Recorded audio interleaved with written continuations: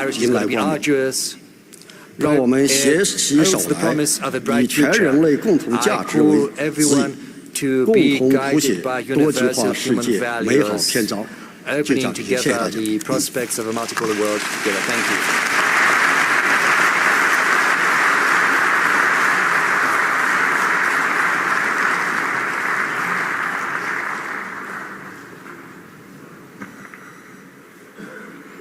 Thank you, Mr. Shusiang. The floor now is for the Deputy President of the Republic of South Africa, Paul Mashatile.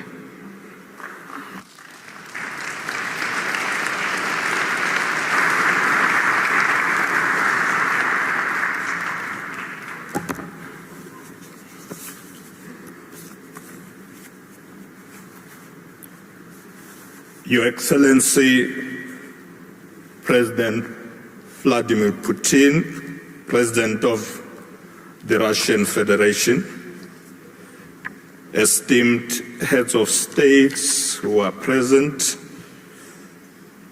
Your Excellency Prabowo Subianto, President of the Republic of Indonesia, His Highness Sheikh Nasser bin Hamad Al-Khalila, representative of His Majesty, the King of Bahrain, His Excellency Mr. Deng Xiaoxiang, Vice Premier of the State Council of the People's Republic of China,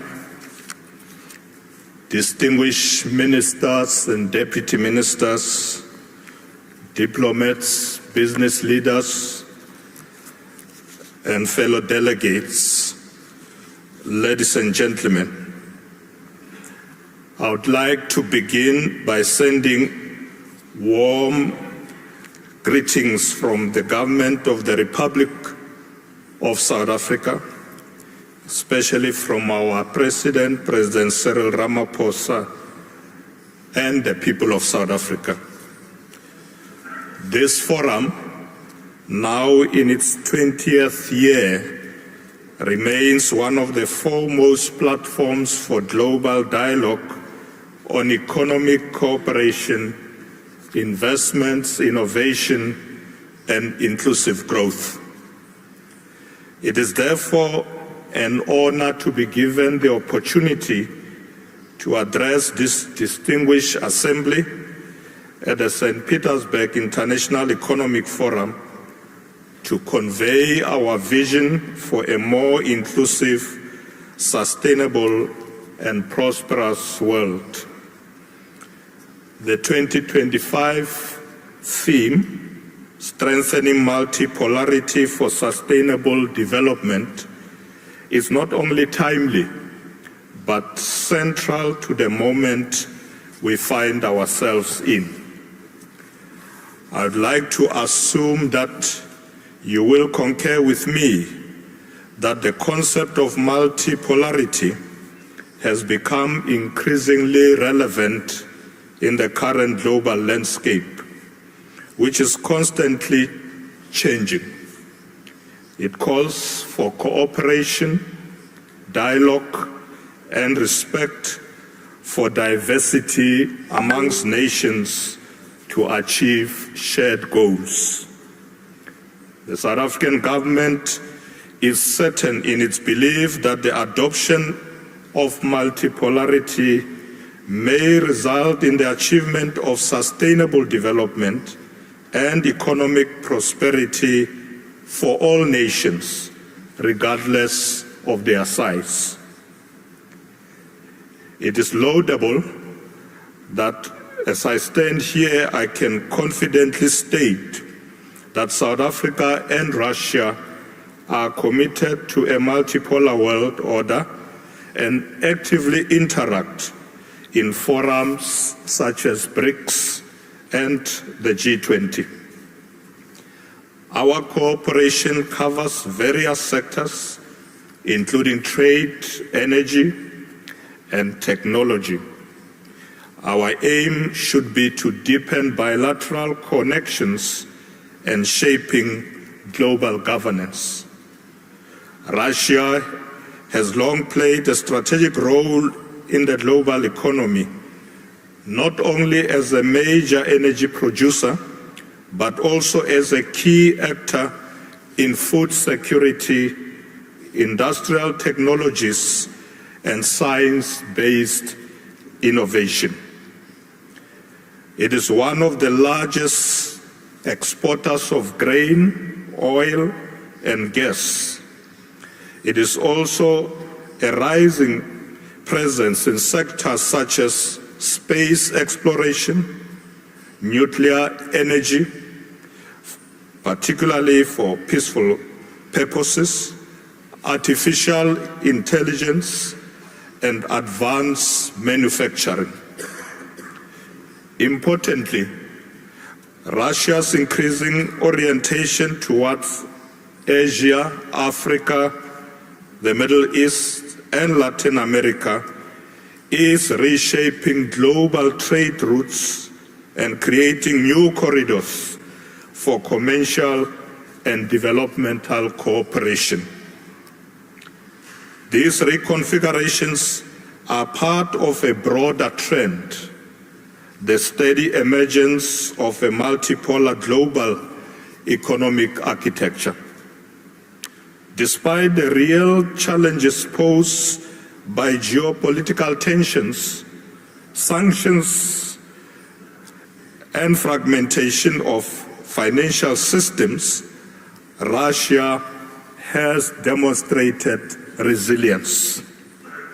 It continues to foster deep integration with the Eurasian Economic Union, expand its partnership under the BRICS framework, and strengthen bilateral and multilateral engagement with emerging economies.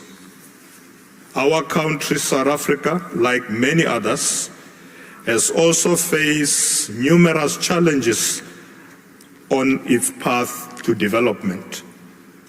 The extent to which individuals feel connected and share a sense of belonging in society has also been a significant challenge, particularly in the light of the country's history of apartheid and persistent socio-economic inequalities. However, with tenacity, drive, and a commitment to diversity, we have achieved enormous strides in reducing poverty, inequality, and creating social cohesion. We recognize that sustainable development is more than simply economic progress. It is also about providing opportunities for all our citizens to prosper and contribute to society. As we look to the future, the importance of the Global South in shaping international economic governance is undeniable. Africa, in particular, is fast becoming a center of global growth. With a population projected to exceed 2.5 billion people by 2050, a rising middle class, and a youthful demographic dividend, the continent has the potential to drive the wave of industrialization, digital transformation, and sustainable development. Africa is not in search of handouts. Rather, it is pursuing equitable partnerships. It seeks equitable access to markets, capital, knowledge, and technology. This is where global platforms like the St. Petersburg International Economic Forum become crucial for us. At the same time, the Global South is increasingly demanding a voice in decisions that shape global trade and finance. The collective call is clear. Development cannot be dictated. It must be co-created.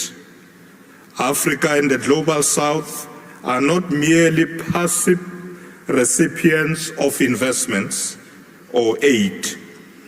They are active architects of a new, more just international order. Ladies and gentlemen, the St. Petersburg International Economic Forum has evolved over the years from a primarily Russian and Eurasian platform into a global meeting point of policymakers, economists, CEOs, innovators, and thought leaders. The St. Petersburg International Economic Forum provides a space for emerging economies to shape global economic discourse, influence trade rules, and negotiate developmental priorities. In this regard, South Africa supports the increasing inclusion of voices from the Global South at the St. Petersburg International Economic Forum. We support the growing participation of delegates from Africa, Latin America, and Asia. It is essential that this platform not only reflects actively, but actively amplifies the aspiration and strategic interests of developing economies. The St. Petersburg International Economic Forum's value lies in its unique capacity to bridge geopolitical divides and promote dialogue beyond the dominant narratives. It enables countries with diverse histories, economies, and political systems to find common ground in promoting trade, innovation, and sustainable development. In an era of growing polarization, the St. Petersburg International Economic Forum is a vital pillar for pragmatic cooperation. South Africa is prepared to contribute to the promotion of cooperation and collaboration amongst nations in order to benefit all. We believe that a more equitable, prosperous, and tranquil world can be achieved through collaboration. This year, South Africa has the privilege of presiding over the G20. We have prioritized issues like debt sustainability, global financial reform, access to technology, and inclusive economic recovery. We are championing the representation of Africa in global decision-making structures, including the full integration of the African Union into the G20 framework. We are also working to ensure that global economic policy aligns with the goals of Africa's Agenda 2063, the African Union's blueprint for inclusive growth and sustainable development.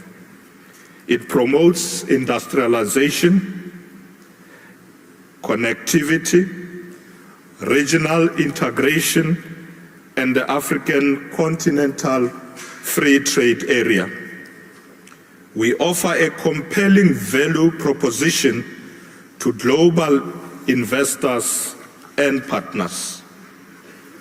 We regard ourselves as a gateway to Africa, rooted in a democratic governance, a robust financial system, and world-class infrastructure.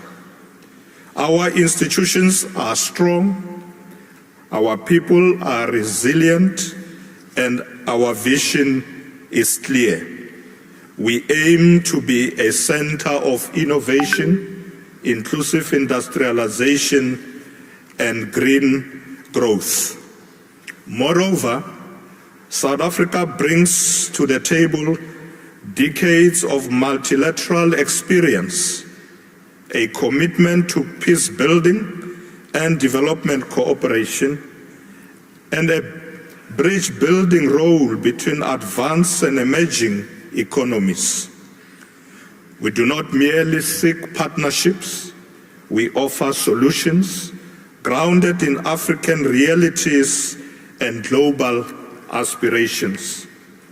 In doing so, South Africa hopes to cement G20 priorities in African reality, ensuring that the recovery from global crisis does not exacerbate inequality, but rather creates opportunities for inclusive transformation.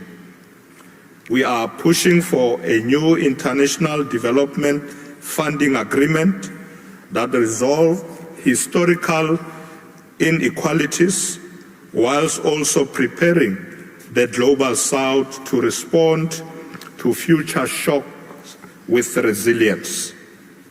Speaking of resilience, we need to reinvigorate multilateralism.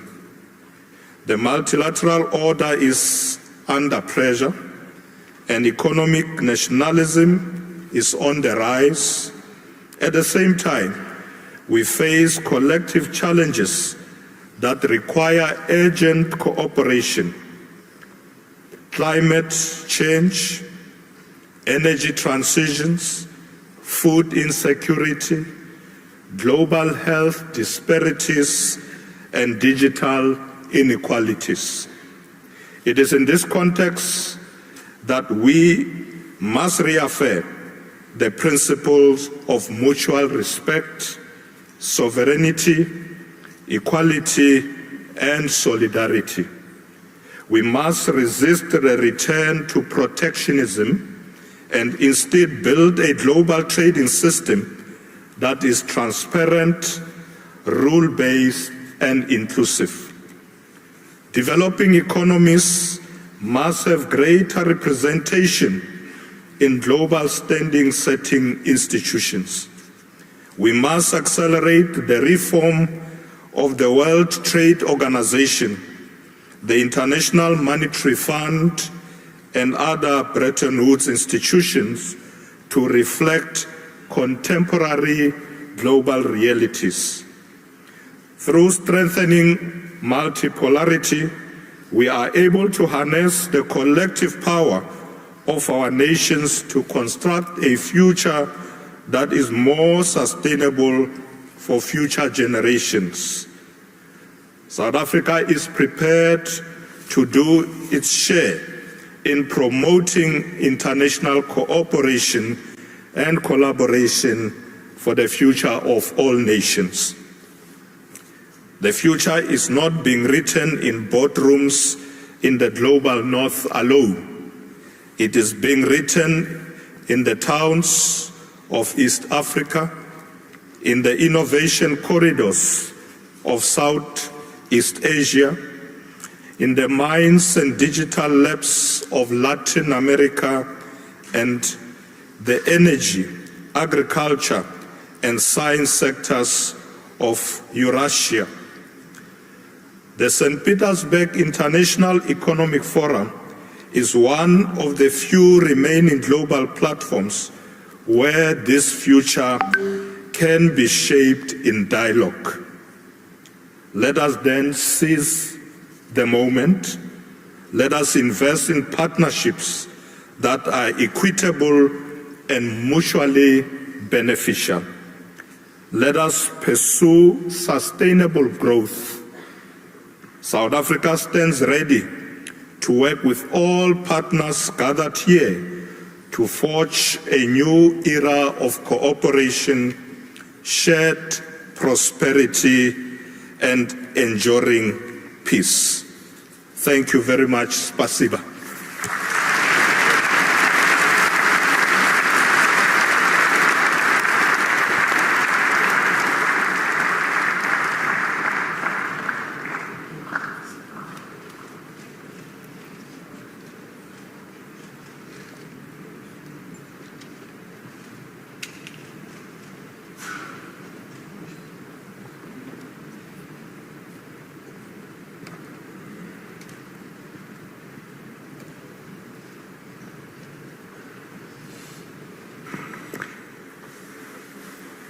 Thank you so much for the heavily loaded speeches that will only make my mission more difficult.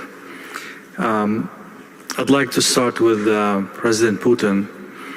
The overarching theme of this year's forum is shared values in a multipolar world. This is a very, very high, ambitious ceiling. What does Russia bring to the table in that regard?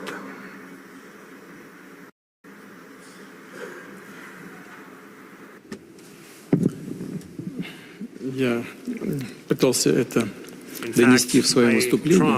Мне кажется, все, что делает Россия, направлено на то, чтобы объединить усилия всех наших партнеров, всех наших друзей, всех, кто хочет работать с Россией для решения этих общемировых цивилизационных задач.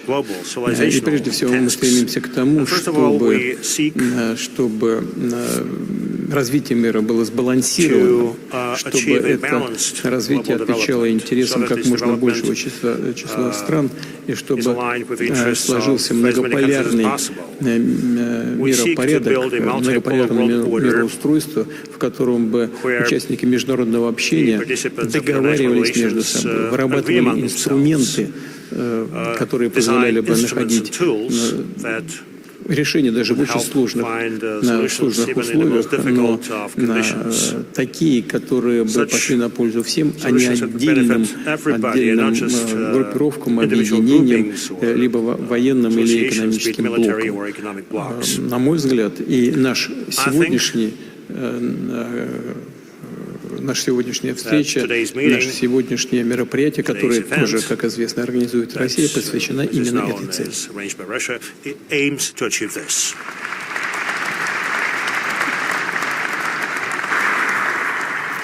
Sometimes, Mr. President, this effort to build the multipolar world seems like more of a resistance of an existing order rather than a genuine, consistent, coherent effort to create the multipolar world that you're talking about. Is it an objective-driven effort, or it's only resisting current, unfavorable kind of order? На мой взгляд, я в разных местах, в разное время говорил уже об этом, изменения происходят вне зависимости от того, будем мы им способствовать этим изменениям или нет. Это объективные тенденции мирового развития. Я вот, когда выступал, тоже сказал, и неоднократно уже говорил, кстати говоря, и на Петербургском форуме в прошлом году, говорил о том, что изменения в мире происходят фундаментального характера, связанные с тем, что появляются новые экономические лидеры. Вот посмотрите за предыдущие годы, как уменьшалась доля вот так называемой большой семерки в мировой экономике. Она же уменьшается из года в год. И как растет доля тех стран, которые объединились в рамках БРИКС. Это объективный процесс. Он не связан даже с какими-то столкновениями, с какими-то острыми и вооруженными конфликтами. Нет. Он продолжается на протяжении десятилетий. Вот, и когда нам говорят, вот вы, Россия, сделали поворот в сторону развития отношений с глобальным югом, там, с Азией. Да нет, мы уже давно приняли эти решения, имея в виду тенденции мирового развития. Они объективный характер носят. И вот сейчас говорил наш коллега из Южноафриканской республики, 2,5 миллиарда человек будет в Африке. Но это, понимаете, медицинский факт, так оно и будет. Это не остановить. И все эти страны, народы, континенты, они будут стремиться к чему? К тому, чтобы добиваться повышения уровня благосостояния своих народов. Они точно совершенно будут наращивать свой экономический потенциал и гуманитарный потенциал. Это неизбежные вещи, которые происходят в нашей цивилизации. Наша задача заключается в том, чтобы придать этому процессу, неизбежному процессу, такой цивилизованный характер и все вместе предпринимать усилия, которые не только ускоряли бы эти процессы, а делали бы эти процессы наиболее сбалансированными, чтобы решения были своевременными, наиболее эффективными, идущими на благо всем участникам этого процесса. В том числе, кстати говоря, и тем странам, которые так или иначе неизбежно немножко утрачивают свои позиции в мировой экономике. Мы с ними тоже хотим, мы тоже готовы с ними обо всем договариваться, если они этого хотят. А если они хотят удерживать во что бы то ни стало свое монопольное положение, если они хотят сохранить инструменты колониального влияния в мире, тогда им придется, действуя вот этими инструментами, довольствоваться исключительно тем положением, в которое они постепенно скатываются. Вот в этом смысл всего, что мы делаем, и в страновом, так сказать, измерении, с учетом нашей внутренней и внешней политики, и вместе с нашими друзьями и партнерами.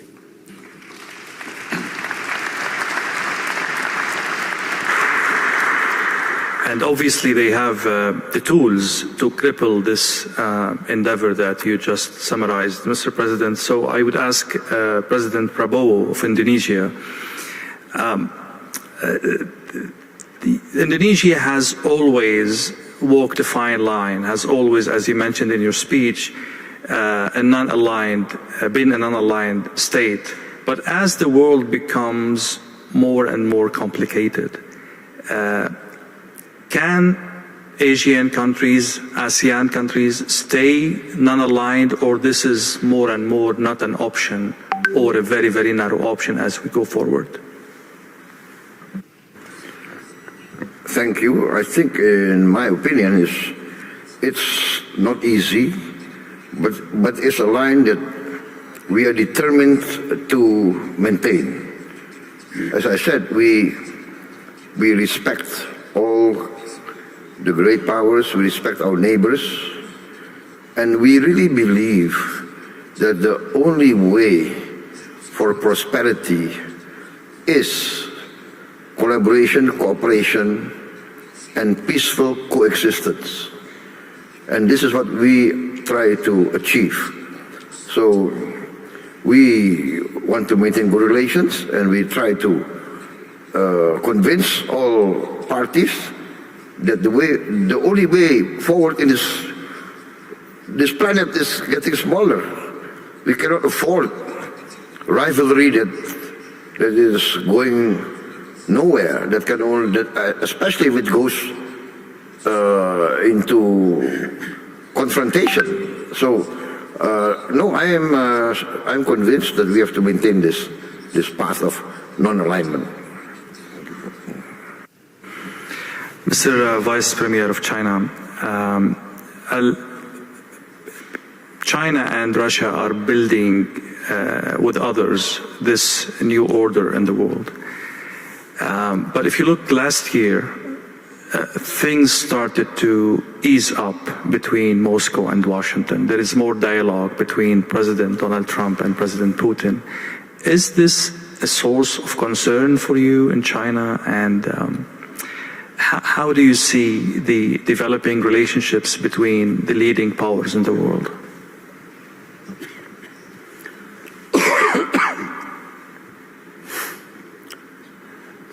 感谢你提问啊。首先，我要跟普京总统、跟俄罗斯的朋友、跟与会的朋友们非常明确地表示，中方是乐见俄美之间恢复接触和交流的。emphasize our firm position. We 俄罗斯 welcome 和美国 the 都是世界上 warming of 主要的大国， the relations between 而且 Russia and the 也 United 都 States. 是 Russia 安 and 理 the 会 United 的 States 常 are 任 leading 理事 world powers and the permanent members 不 of the 接 UN 触 Security Council. 是不正常的。 It would be abnormal if they 俄美 had no 双方 contacts. 恢复接触、 In 恢 fact, 复 the 交流， re-establishment of 对全世 contacts 界 between 都 Russia 是 and 有 the 利 United 的好事 States, 有利于 restoration of 国际 cooperation, 局 this 势 is 的稳 beneficial 定， for the entire world 也有利 because 于 this helps stabilize 大 the 家都 international 面临 situation 的全球经济的复苏问题的 and 环境。 helps rebuild the global economy. 中俄关系 China and Russia and the 可以 relations between the countries 追溯很多很多的这个历史了。我们是互为 in 最大 fact 的 have very deep roots. We are 友好合作， neighbors. We're largest neighbors and friendly cooperation 平等互利，对吧？ between our two 它具 countries 有合乎 develops 双方的 successfully. 历史逻 And it 辑 is，based 也符合 on 双方的 the principle of 文 mutual 化逻 benefits, 辑， and this is in line with historic logic. 符合 And 双 it is 方 in 的 line 战略 with 利 the 益。 cultural traditions of the two countries. 综合 And 友好 besides, it is in line with the strategic interests of the 既 two 不 countries. 会受到第三方的干扰， The friendship between Russia and China 当然 is 也不会 immune to 针 any 对第三方。 external influence, and our friendship is not aimed against any third party.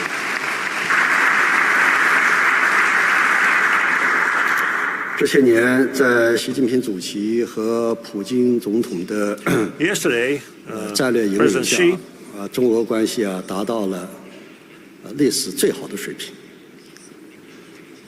中俄关系 mentioned that under the leadership of 稳如泰山， President Xi, the 牢不 relations 可撼。 between the two countries 刚才讲到 reached the historic high, and relations are as solid as rock, and they are impregnable. 这个大国在国际上具有更大的影响力，它对 Global 国际的 powers have a 秩 lot 序 of influence on the global world 事关重 order. 大。我记得习主席啊，在很多的国际场合 Play a most 都 important 呼 role 吁、 in 多强调 upholding the world 大 order. 国要有 Many 大国的样 international 子。 fora, President Xi 我理解大国的基本模样应该 the 是 global powers to 积极 behave. 的承担国际义 The 务 way，I understand it, that 带头维护 global powers 联合国为核 must 心的， live up to 国际秩序。 their international commitments. They 应该 should 是坚持国家 preserve 不分 the 大小、 UN-centered 不分强 global 弱、 order, 一律平 and 等， they should follow the principle 带 of 头捍 sovereign 卫 equality 国际 of 公平 states 正义。 irrespective of the size of 还应该 states. 是 And they also should uphold the 重信 international justice 守 and 诺 equality. 言行一致，带头为这个世界 They 提供 should 更多的确定性。 discard 中国呢，作为一个 hypocrisy, 负责任的 and 大国 they，should 坚定的 help 做 maintain 动荡 openness 世 in 界 this 中 world. 的 China is a 稳定力， responsible global power that serves as 愿 a 意和 stabilizing 各方 factor 一起啊，为 despite 这个 the global shocks. 世 We 界 are 的 ready 繁荣 to 不断的注 cooperate 入 with many countries 新 and 的 assist 更 in 多的正能量。 achieving prosperity globally. That will be my response.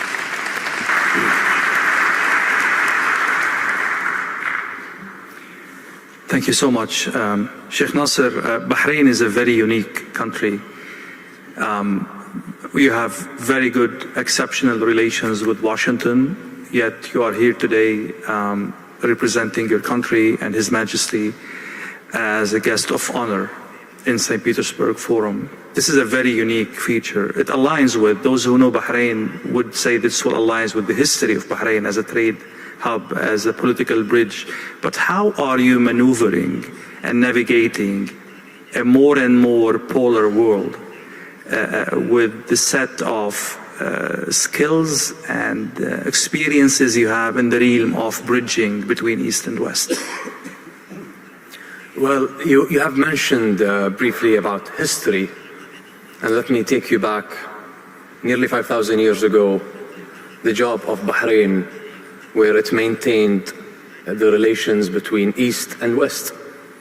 So I believe Bahrain, in its geographic position in the region and in service to the world, we have no choice but to be the arms and the bridges between the East and the West. We have no choice rather to follow our wise leadership, not just in Bahrain, but in the GCC in total, where we all share a new state of mind. It is what's so-called the single issue alliance. Meaning by single issue alliance is I do not get my nation, we do not get our region sucked into wars. I might agree with you in 10 points, but disagree in 8 or vice versa. So we take every point into verticals and we discuss, and most important is how do we build on this relation? How do we maintain our relations? How do we seek to a better future?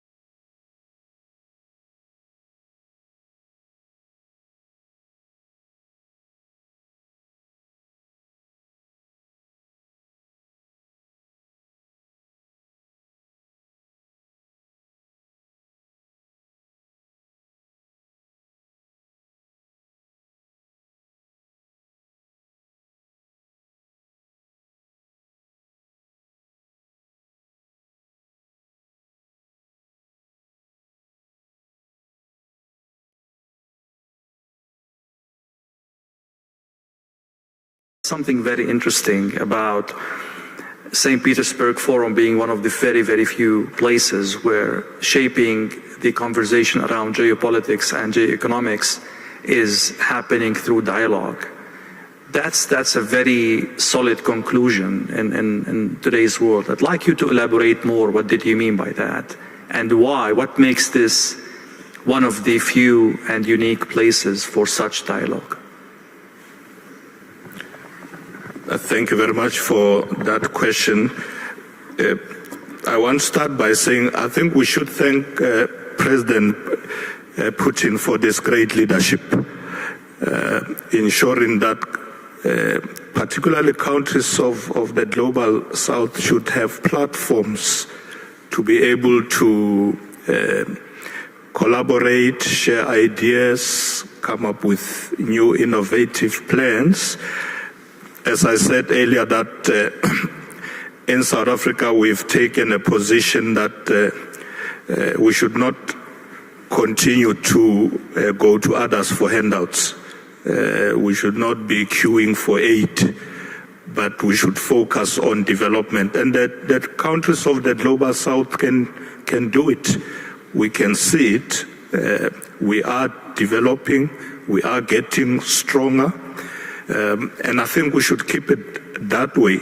So that's why I was saying that the St. Petersburg International Economic Forum is a great platform. And thank you to President Putin for this leadership. We are with you.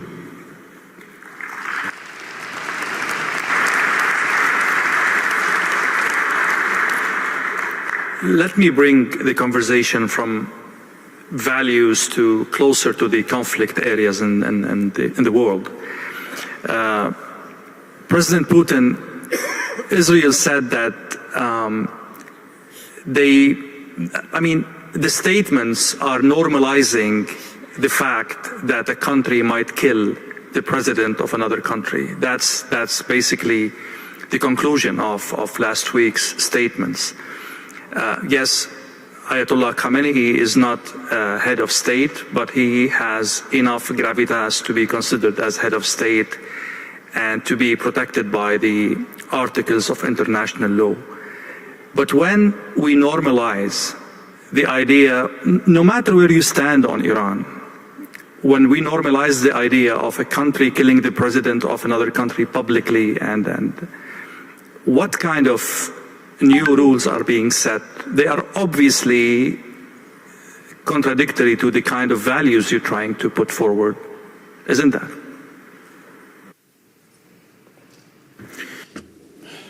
Вы знаете, я стараюсь, коллеги выступали, I was listening to my colleagues speak. I was taking some notes so that later кое-чем потом вспомнить, в том числе отметил и то, что вы сейчас только что говорили, уважаемые коллеги. Вот вы сказали вот о чем. Когда дискутировали с моим коллегой из Китайской Народной Республики, вы сказали так, я записал. Российская Федерация и Китай формируют новый миропорядок. Россия и Китай не формируют новый миропорядок. Мы его только оформляем.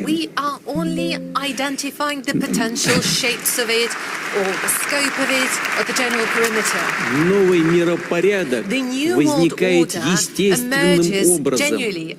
Это все равно, что восход солнца. От этого никуда не деться.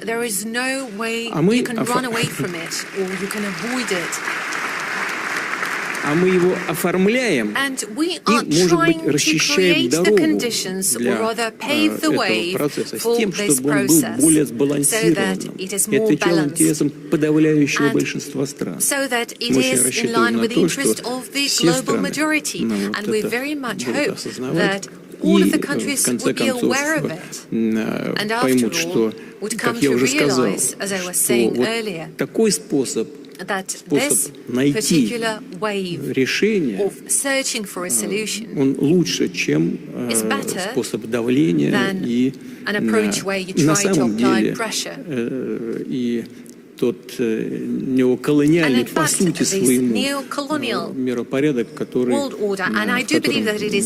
человечество на протяжении многих столетий, если не тысячелетий.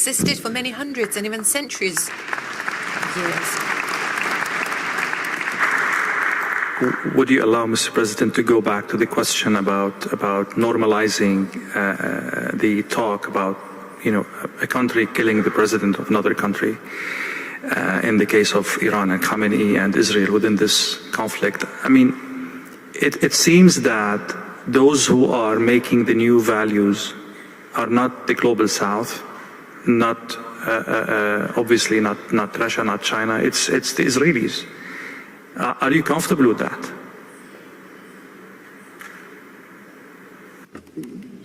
Мне бы очень хотелось, чтобы вот такие вещи, о которых вы сказали, оставались на уровне риторики, но я бы попросил вас уточнить вопрос, что вы имеете в виду по Израилю.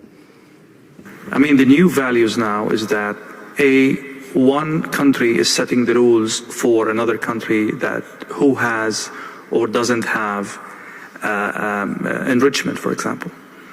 One country is threatening to kill the president or the head of that country. Are these values defendable in any way?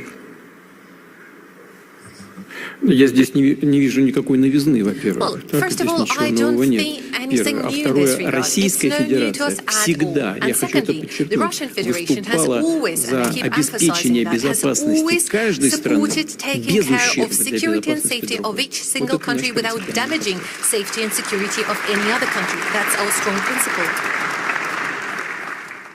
Это ответ такой в целом, казалось бы, в общем виде, но нет.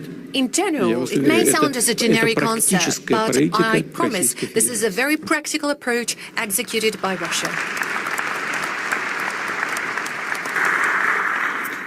Allow me for a very direct question about the situation.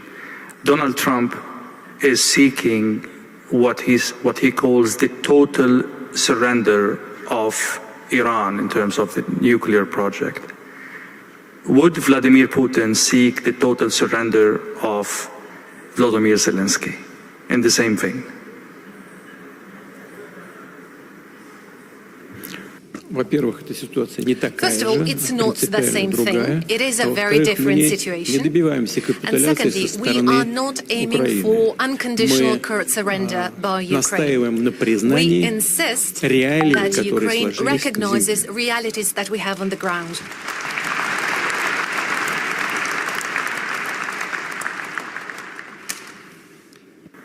Sheikh Nasser, I'll go back to you. You see, this conversation unveils the level of tensions on the global theater.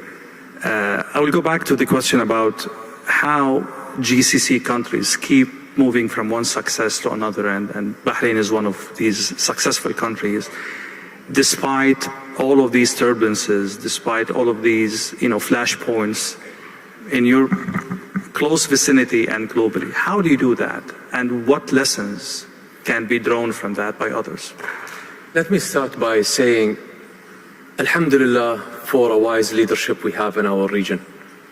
We always say the clever tries to solve the problem, but the wise who avoids it. So us in the GCC, and especially in your second home in Bahrain, I love that President Putin loved that quote, and you can use it, Mr. President, no copyrights on that.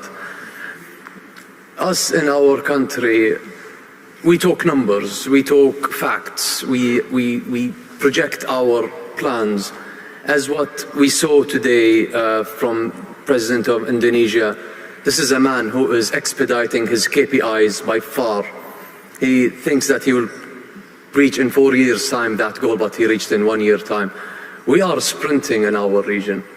And if you go back today, especially during that turbulent and eventful nights, look at the numbers of our real estates, look at the numbers of our stock markets.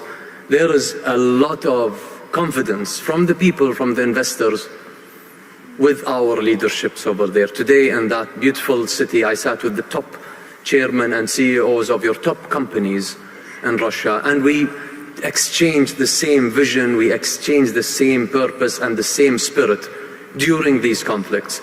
We are only looking forward. We are only looking to de-escalate. We are only looking for a peaceful world. We are only looking for a better future. And Mr. President, we in the GCC, and especially in the Kingdom of Bahrain, we live in a constant sunrise like you, but here you are literally in St. Petersburg. Every day there is a sunrise ahead of us. I still haven't seen nighttime.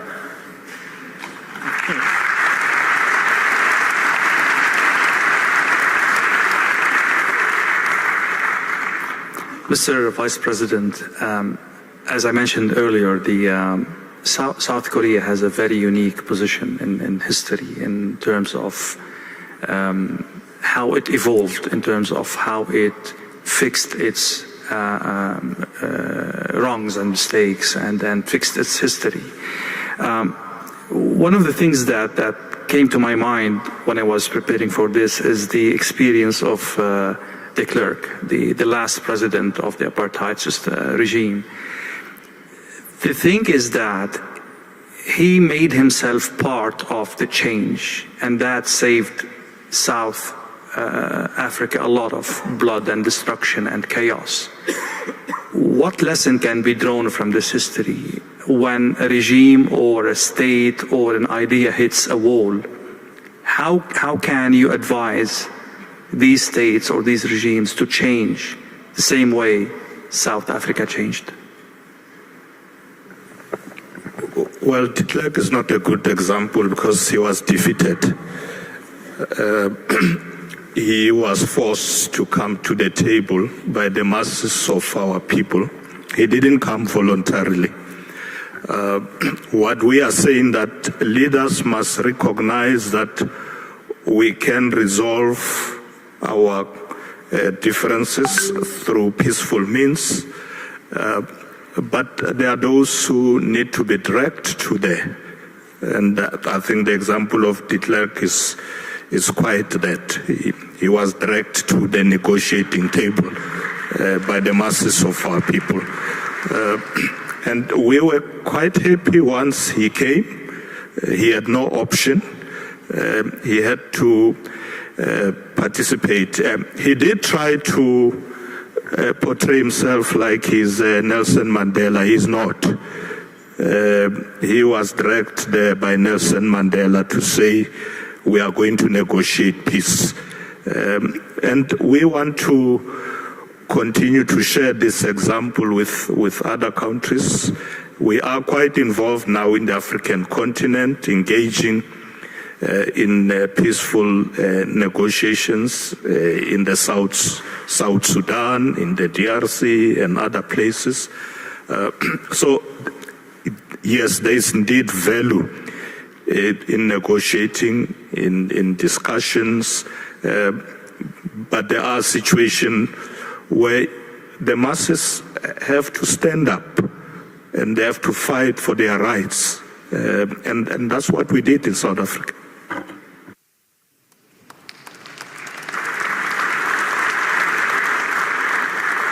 Mr. President, you were shaking your head when we were exchanging this question. What are your thoughts on, bringing adversaries to the table?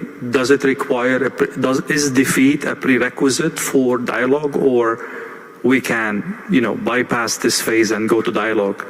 And there are so many crises in the world that cannot afford a victorious Well, I have to say here that Nelson Mandela is one of my greatest icons, my greatest hero. I think it's an inspiration. He was put in prison for many years.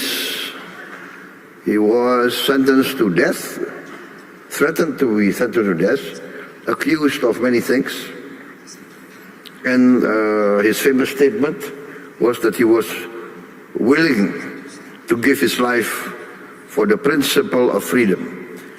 But the greatness of Nelson Mandela, when he got out of prison, he worked for reconciliation with his former enemies. So this is the greatness of Nelson Mandela, and this I try also to carry out in my domestic politics. I reconciled with many of my former opponents. For instance, we had a very long rebellion, separatist rebellion in Aceh, very long. I think more than nearly 30 years. But can you imagine that the former commander of the Aceh Liberation Army, fighting against us for 25 years more, now he joined my party. He's in my political party, and he's now governor of Aceh, and I'm president of Indonesia. This shows that former enemies can come together. And I think this is the lesson of Nelson Mandela. I want to say I was a former soldier. And as a former soldier, I really know the value of peace and reconciliation. As a former soldier, I always try, now, even before, I always try to negotiate. Better to talk than to kill each other. This is my position. Always talk, always negotiate.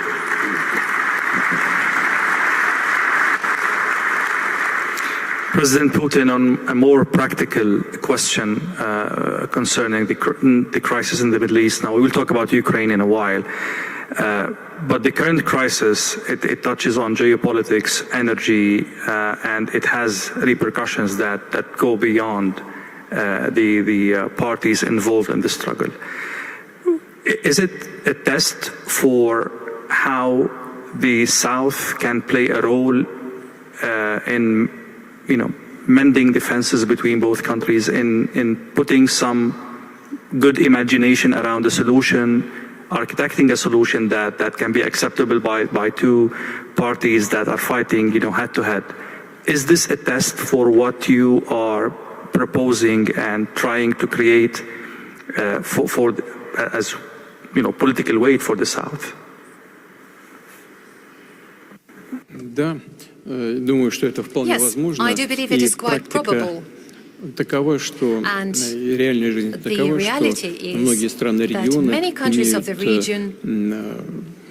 в чем-то сложные, а в чем-то стабильные отношения с обеими странами. И с Израилем, и с Ираном. И это дает основание полагать, думать и надеяться на то, что глобальный юг в целом и страны региона в частности могут оказать влияние на этот процесс, к тому, чтобы острая фаза конфликта закончилась. Когда я говорил о том, что наша принципиальная позиция России заключается в том, чтобы безопасность одних стран не обеспечивалась за счет безопасности других, вот здесь я сейчас не буду вдаваться в детали. Мы все понимаем, о чем идет речь, обогащение, с одной стороны, Ираном, его право на это, его право на мирный атом, атомную энергетику, а с другой стороны, то, на чем настаивает Израиль, обеспечение его безопасности. Здесь точно можно найти приемлемое решение, на мой взгляд, как для одной, так и для другой страны. И страны и глобального юга, и тем более страны региона, безусловно, могут в положительном смысле повлиять на этот процесс, на поиск этого решения. На мой взгляд, такое решение существует.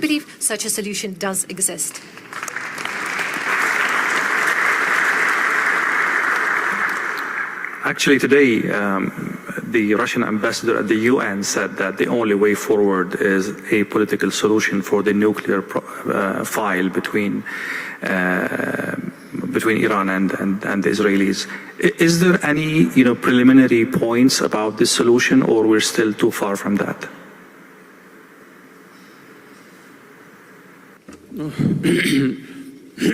Всегда в таких случаях лучше не забегать вперед, чтобы не навредить этому процессу, но на мой взгляд, такие точки возможного соприкосновения есть. Мы свою позицию излагаем как одной, так и другой стране. Как вы знаете, в контакте с Израилем, с нашими иранскими друзьями. У нас есть некоторые предложения с нашим участием. Мы ни в коем случае, хочу даже обратить на это внимание, мы не стремимся к посредничеству, мы просто предлагаем идеи, и если они будут оказаться привлекательными для обеих сторон, мы будем этому только повторяем, мы с Израилем в контакте, как вы знаете, не так давно разговаривали с премьер-министром господином Нетаньяху и с президентом Ирана, и с президентом Соединенных Штатов, которые, безусловно, напрямую вовлечены во все эти процессы. Представил им свое видение, возможное движение вперед в направлении разрешения ситуации. Посмотрим, сейчас наши предложения тоже обсуждаются, у нас контакты с нашими иранскими друзьями, они практически в ежедневном режиме происходят, так что посмотрим. Мне бы очень хотелось, чтобы это, в том числе и наши идеи, были among others, our ideas to be implemented.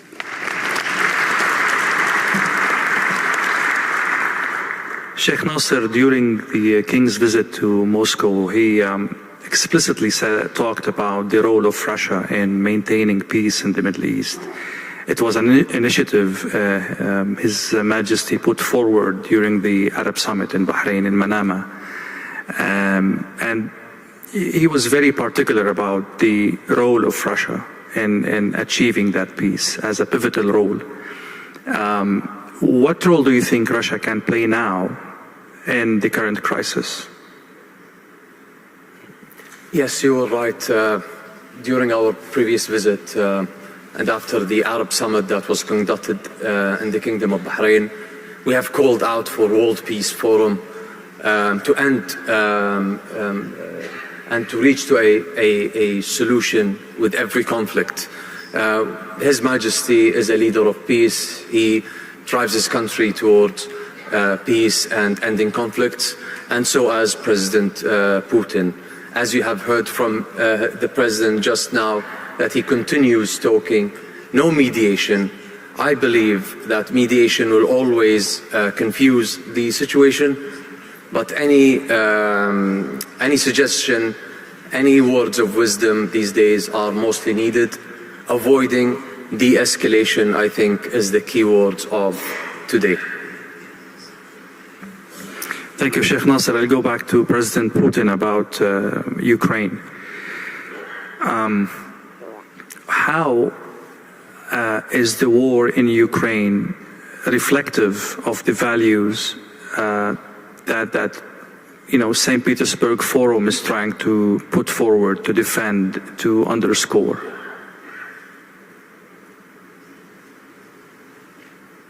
Очень просто. Very easily. И напрямую связано с тем, о чем мы говорили, с тем, о чем я говорил. Я говорил о том, что безопасность одной страны не может быть обеспечена за счет безопасности другой. Вот нам с конца 90-х годов, с начала 90-х годов и на протяжении десятилетий говорили о том, что ни в коем случае никогда, ни при каких обстоятельствах не будет расширения НАТО на восток. После этого мы имели 5 волн расширения, можно сказать, уже 6. И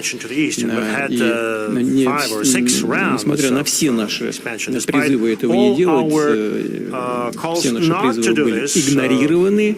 Первое, и это, безусловно, рудименты старой, если сказать, древней неоколониальной политики, модернизованной под современные реалии, но тем не менее, это действие с позиции силы, пренебрегающие интересами Российской Федерации. Это в целом глобально. Что касается Украины, то это тоже действие с позиции силы, все, что там происходило.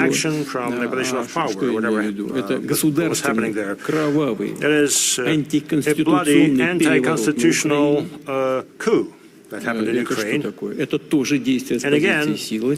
И прежняя администрация США прямо сказала о том, что она истратила на этот переворот миллиарды долларов. Естественно, публично об этом сказала. И наши действия направлены были на то, чтобы защитить часть населения, которое считало себя кровно, духовно связанным с Россией, с российской культурой и народом, имея в виду людей, проживающих в Крыму. Потом наши попытки урегулировать ситуацию на юго-востоке Украины, в Донецке, в Луганске, мы предприняли эти попытки. Однако, опять же, действуя с позиции силы, наши, в данном случае, идеологические противники, попытались решить этот вопрос опять вооруженным путем, развернув боевые действия в Донецке, в Луганске, на Донбассе. А после того, как переворот осуществили, а часть населения Украины на юго-востоке страны не признала результатов этого переворота и не признала власть заговорщиков и лиц, которые совершили этот переворот. Против них развернули боевые действия. Мы пытались договориться мирным путем, склеить ситуацию, the situation, but our partners, quote unquote, turned out that they started this whole coup just to pump up Ukraine with weapons and to continue combat. In the end, this forced us to recognize independence of these republics. Look, it took us 8 years to do this. We tried to negotiate, but we were forced to recognize their independence, and then we started supporting them, including providing military support to put an end to the war unleashed by our opponents in the West. And those who they lean upon in Ukraine, those are neo-Nazis and ultra-nationalists. So, whatever that is linked to this tragedy unfolding in Ukraine is not an outcome of our action. This is an outcome of the action of those who are not ready to embrace the global changes happening in the world.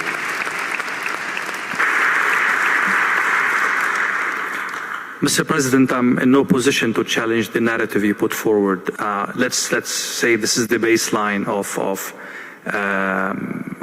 what the reality is. Let's assume this is a reality.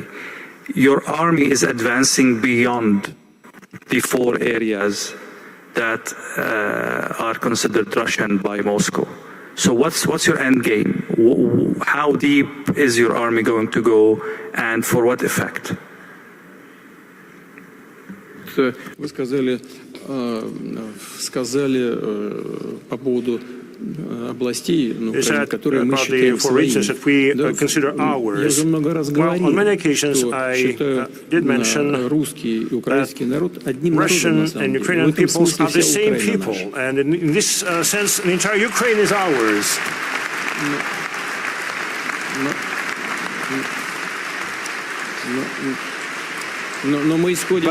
Но мы исходим из реалий, которые складываются. Безусловно, есть люди, немало в соседней стране, которые стремятся к обеспечению своего суверенитета, независимости, и дай Бог здоровья. И мы, кстати говоря, никогда не подвергали сомнению права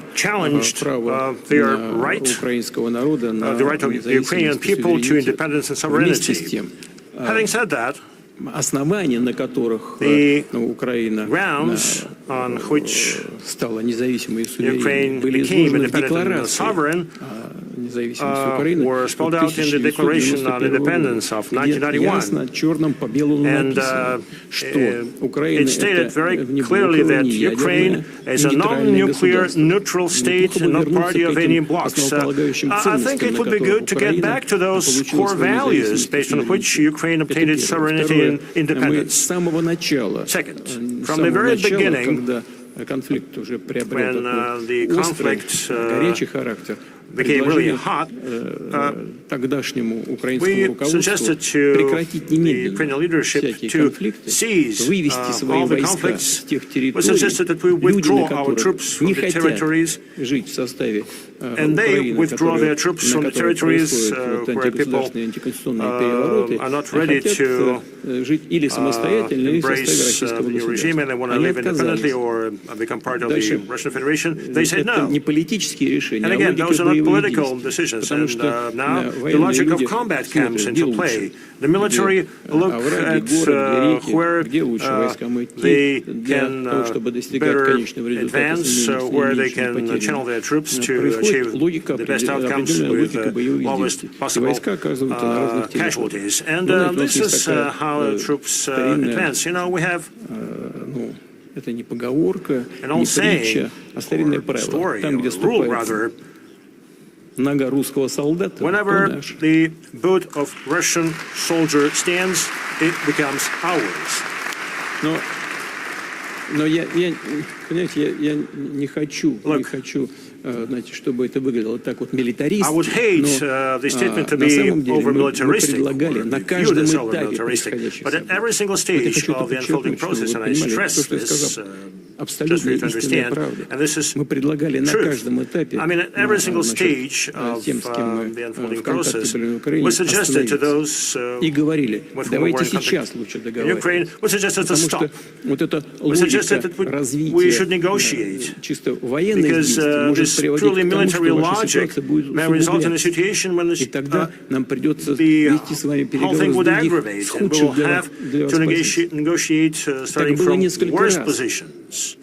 Сейчас не буду вдаваться в подробности. Свидетелями этого и наших предложений остановить являются действующие политические деятели из других стран, которые, слава Богу, живы и здоровы. Но когда мы что-то предлагали, они из Москвы уезжали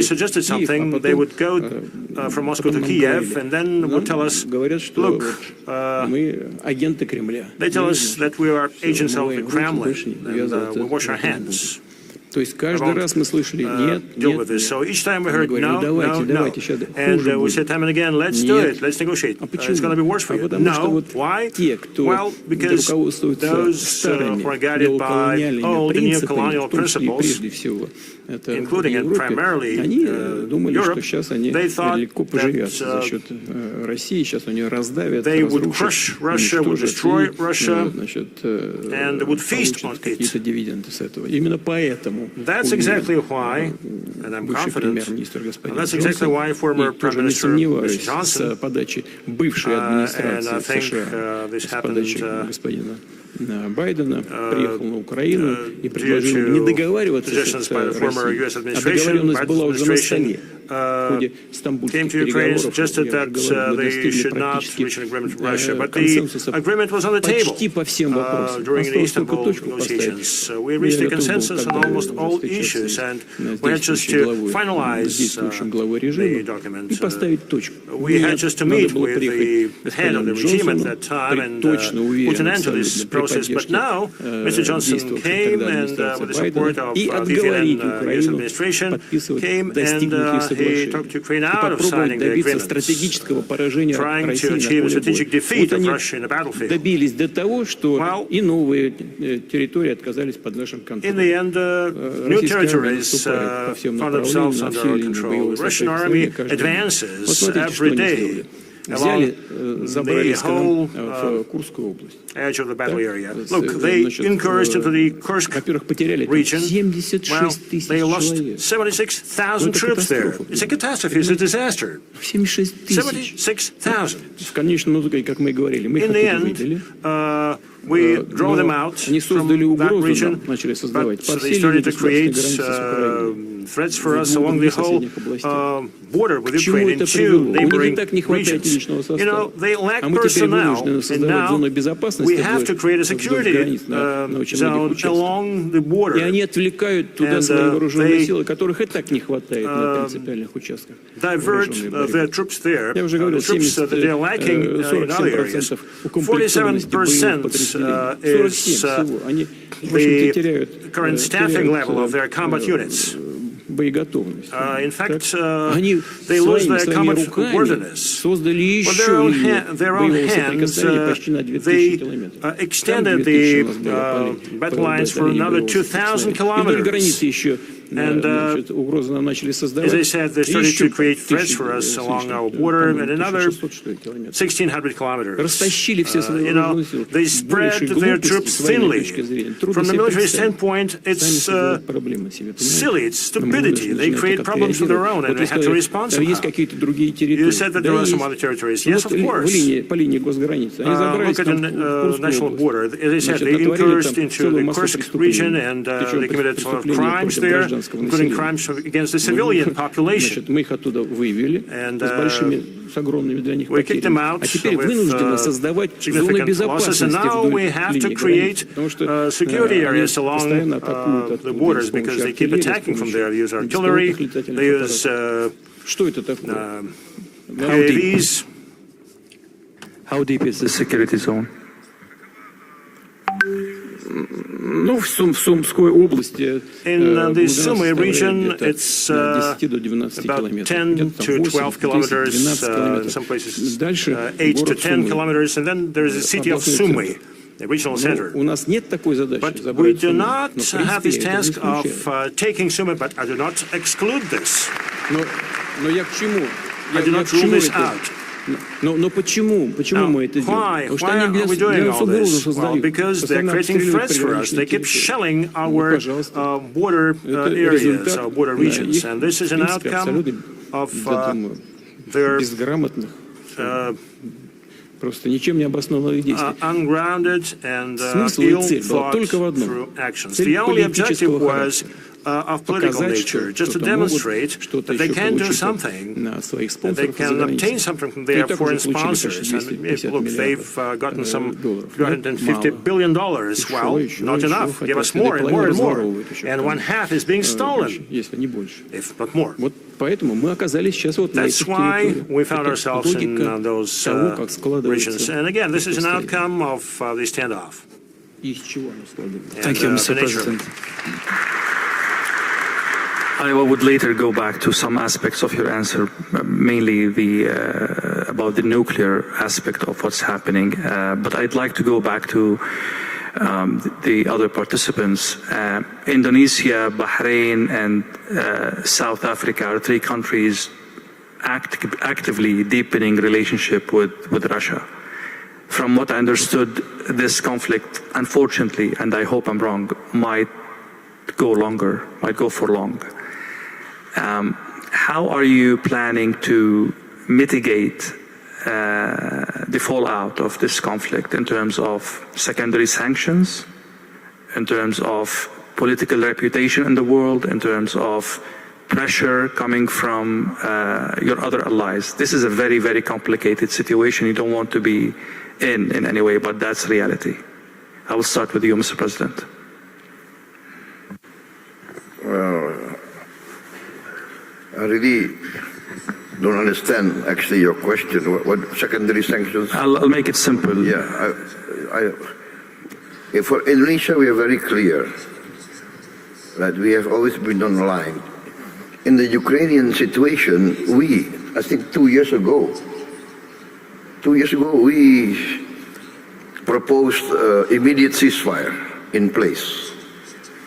And I think at that time, the reaction from the Russian side was quite open, was quite positive, in fact.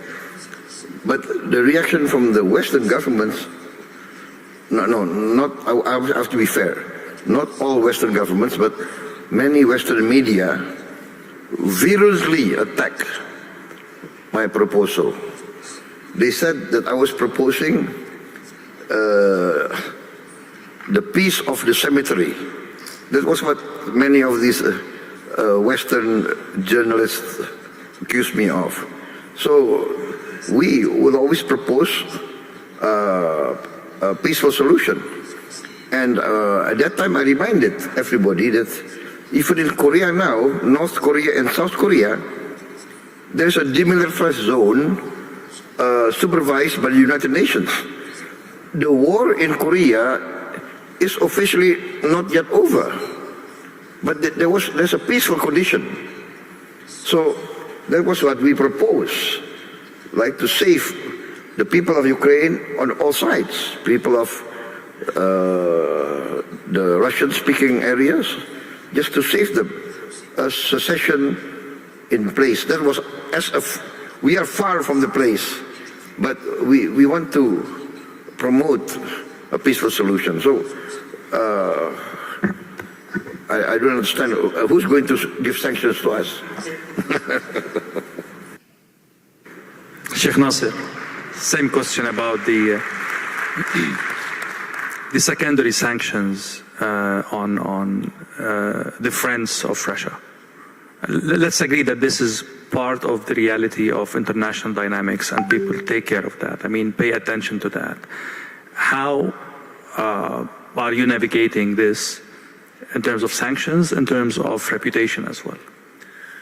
Well, you mentioned that the friends of Russia, but also the Kingdom of Bahrain being the friend to the world, the link and the bridge between conflicts. We have always opened our arms as I would never say that we are neutral. Neutral means siding with one side on another. I say that we are peacekeepers, we are peace seekers, we are opening our arms. Bahrain is a platform for peace talks. So what we try to achieve all the time by the guidance of His Majesty is we will always welcome, and you remember, Mr. President, we have actually offered that Bahrain is always ready for whenever there will be peace talks in your conflict, then we are more than happy to host it. So if we can achieve that, then definitely we are benefiting something that we secure the world's interest. Because at the end of the day, with these conflicts and what's happening from left, right, and center, I don't see any benefit out of it. I don't see one side loser and one side is the winner. No one is going to get out of this victorious if we keep looking at event-driven prospect of that whole image. But what we look is, how can we end up with a solution that is foresight in the future, that builds our economy, that secures our generations, and how will we look and how will our world look in the next generation? So these are difficult questions to to answer today, because this is all in the future. But all what I know is today.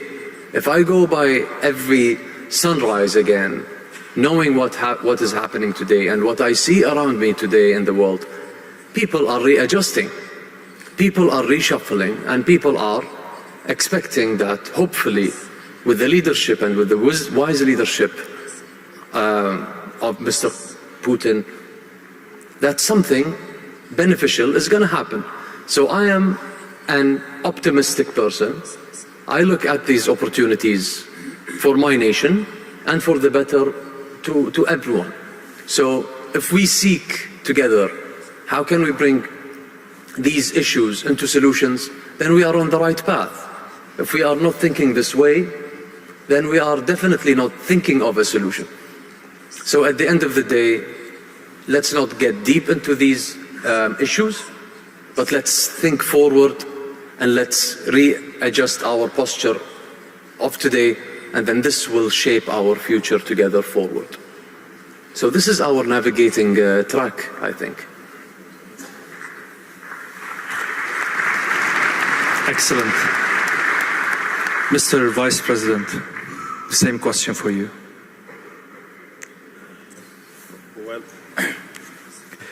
Well, we are already facing tariffs as we speak. So if we're going to face secondary sanctions, it is something that we have to deal with. I did say earlier that the road to multipolarity is not going to be easy. All the things we want to do to ensure equality in the world not being dictated upon, those things are not going to come easy. But it's always important that in times of difficulty, friends must stay together so that we face the challenges together.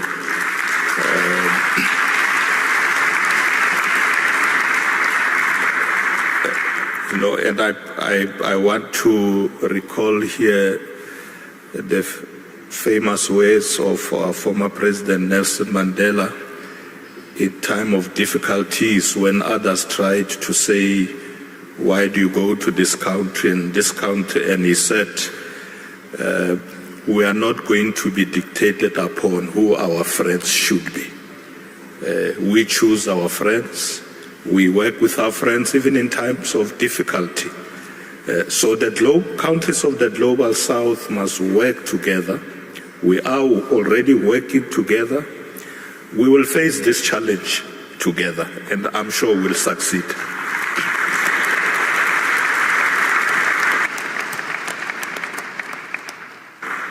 Mr. Putin, your satisfaction with the answers cannot be hidden in any way.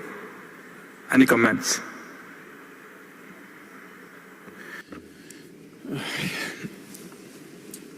Вы знаете, я, во-первых, не сомневался, Well, first of что all, так и I будет. never doubted that that would be the И не потому, answers. что кто-то And it's not хочет just that кому-то навредить, somebody is trying to harm someone, или кто-то хочет, or that значит, кому-то сказать что-то someone хорошее. is trying to tell Дело others something совершенно good не в and этом. nice and Мы pleasant. No, опять it's not about возвращаемся that. к началу нашей And that brings us дискуссии, to the very beginning of когда our я сказал о том, discussion, что when I was saying that изменения в мире происходят естественным путем. global changes Как happen восход солнца, organically, понимаете? just И like the в этом, sunrise. с этим все связано. And that's Вот, what it's all вы же about. что сказали? Вот Россия и You were Китай saying yourself, формируют Russia and новый мир. China are shaping the Мы new ничего world не order. ломаем. Well, we are not Понимаете, trying to break в этом вся or destroy проблема. anything Мы же to build никому не создаем new. сложности. Вот We are not например, causing any премьер difficulties to Госсовета anyone. сказал, And наша our дружба, colleague from наши China отношения was не just saying направлены that против кого бы то ни friendship between было. Russia and China is not Это against правда, anyone, это так и есть. any other country. And that's the truth. Мы просто оформляем то, что We в мире are происходит simply естественным giving путем. shape to the Это things все равно that будет evolve происходить. naturally in the И, world.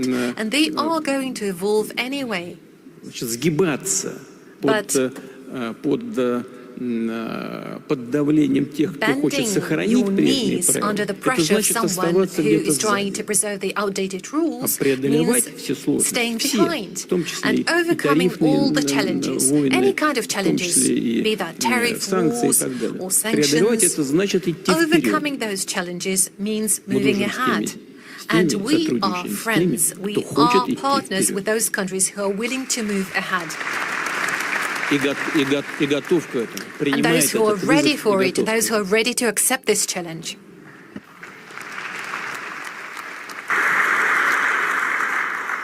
In a previous answer about Ukraine, you mentioned the nuclear aspect of Ukraine in a very subtle way. To be honest, I've read some reports, most of them are in Russian media, that there is an assumption that Ukraine might opt for using a dirty bomb against Russia. Do you take these reports seriously? Do you have intelligence that support this kind of probability? Во-первых, это было бы колоссальной ошибкой со стороны тех, кого мы называем from the side of those who we call neo-Nazis operating on the territory of modern-day Ukraine. And potentially that could be their last mistake. Because the nuclear doctrine of the Russian Federation, both the common sense and the practice of our actions, always shows that we always respond and react to any threats that are posed to us in the spirit of reciprocity. We always react, always in the spirit of reciprocity.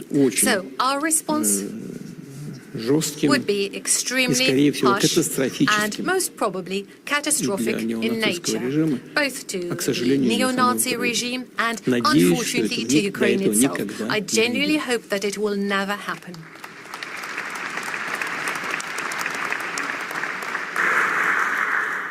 From the tone of your answer, I can conclude that you take these reports seriously. Is there evidence supporting these reports, like intelligence, evidence? No, thank God we do not have any evidence of such intentions, but we proceed from an idea that in some crazy imagination of some crazy person, that kind of ideas may emerge. And I guess I have provided an exhaustive answer regarding our potential response in this case. You absolutely did. We were talking about friendship a while ago, and the friends of Russia in this panel. I will start from South Africa and then Bahrain and then Indonesia, and if China would love to comment on that, the floor is open. Are you surprised that a friend of Iran, of Russia, Iran, is under attack, and Russia did not step up to help that ally? This is at least one of the narratives in the media. Where is Russia in this conflict? As friends, are you surprised? Well, President Putin has already indicated that he has been in discussions with Israel, also in discussion with Iran on these matters, offered solutions. We think that's the correct way to do it. So we're not surprised. In fact, we support that approach that he is taking. South Africa, as you know, one of the non-aligned countries, we always advocate for peaceful solutions of this conflict. Our president has already issued a statement in that regard, that there should be negotiations, and that's really the route that we are going to pursue. Sheikh Nasser. Well, let me make it simple to you. I like making things nice and simple. To prove friendship, if I can make a Russian laugh right now, then I'm a good friend of Russia. I hear one over there that laughed, so that's more than enough. Mr. President, before I go back to you, Mr. Putin, on that question, please. Okay. My position is this, is the logical position that each country is responsible and will defend its own national interest. So, being friends is being friends, trying to cooperate, trying to help each other. But being friends does not mean that every country must give their national interest to another country's national interest. So it will be the decision of every country to defend and protect its national interest. That is my position. President Putin, you were taking some notes on that, and I would add one aspect, if you allow me. Well, I'm taking note of everything. We record everything. Don't worry about that. Don't even doubt it. I can assure you that every single step taken is well taken note of. Am I in trouble?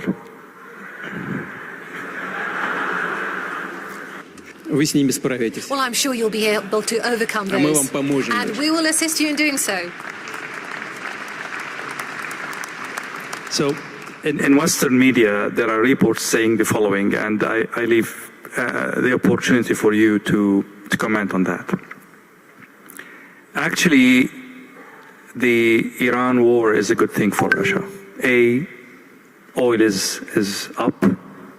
B, the West has one more problem on its table to take care of. And 3, Ukraine is on the back burner. So all the news is on Iran rather than Ukraine.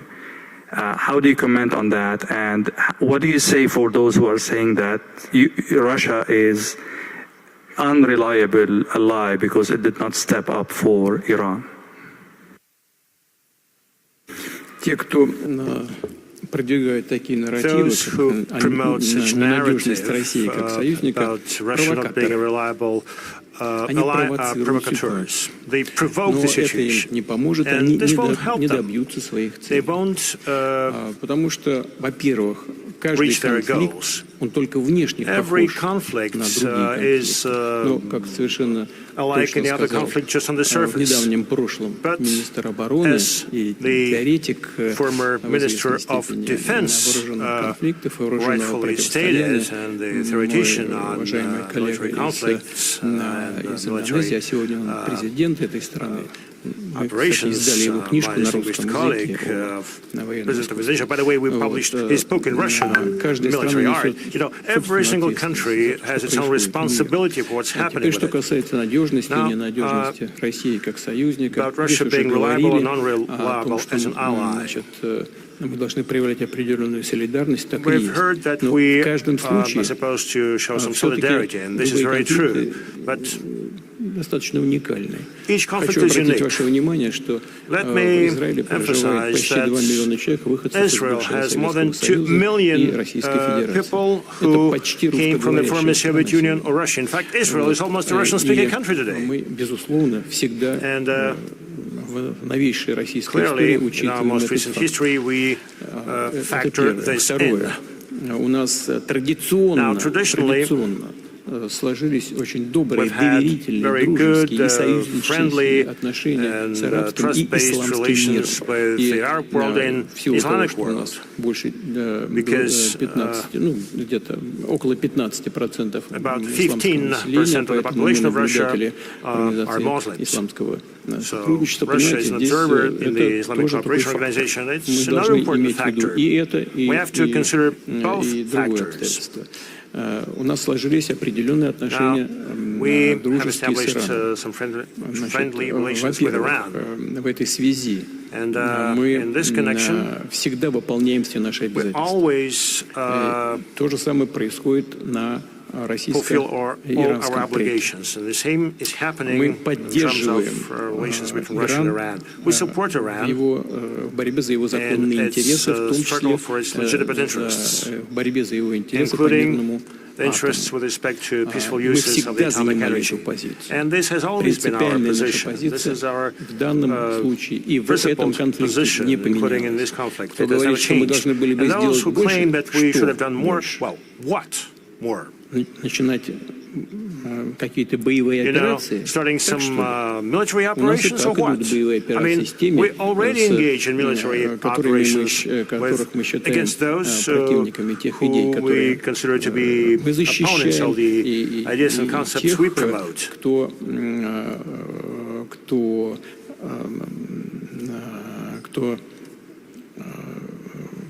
And those who create threats for the Russian Federation. And those are basically the same forces, be it in Iran or in Russia, somewhere hiding behind the scene.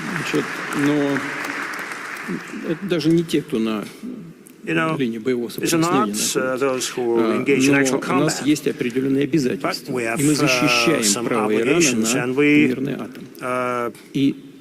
uphold Iran's right to peaceful nuclear energy, and not just with sheer words. Despite the complicated situation around Iran, we built a nuclear reactor in Bushehr. We established a contract to build further 2 nuclear reactors. And despite the difficult situation, despite danger, we continue implementing the project. We do not evacuate our personnel, our staff. Moreover, in this case, based on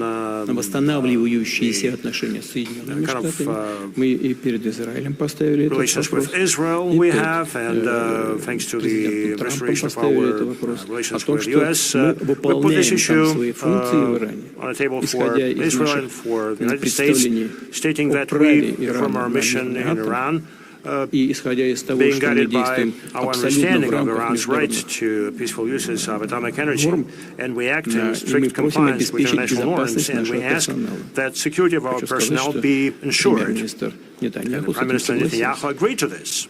President Trump promised to support our legitimate demands. Isn't it support of Iran? I think it's direct support. Besides, we took a very specific position in the UN, our position, including in the UN, and I'm deeply convinced of this, is aligned with interests of both Iran and the State of Israel. I would say probably enough with geopolitics. One more question before we move to economy and other issues about AI and... Sorry? Well, we'll stay until morning if we continue the discussion like this. The forum this year coincides with the 80th anniversary or commemoration of the Day of Victory, the World War II. Are you concerned that we are heading into World War III in any way?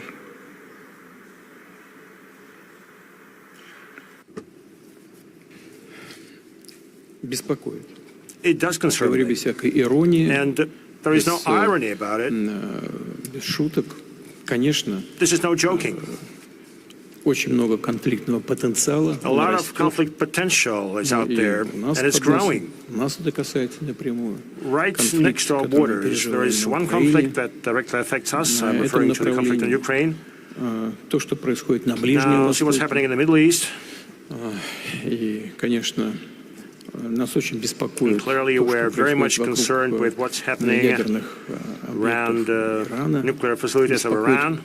We're very much concerned with the possible implications and outcomes. And definitely this requires not only very much attention on our part, but also we need to seek solutions to those situations and peaceful solutions along these lines. And again, I'm very candid here, and that's why we're here, by the way. Vice Premier, back to you. We'll talk more about economic endeavors now. It concerns you more than anything else, as we agreed before this panel. Sanctions are not only in the realm of politics or military, or it's some countries are even militarizing education, militarizing technology, innovation research. And this is a big worry for China, or this is a challenge that China takes very seriously. How are you mitigating that through the relationship with Russia and in the realm of your own sovereignty and your own decisions with other allies, I mean?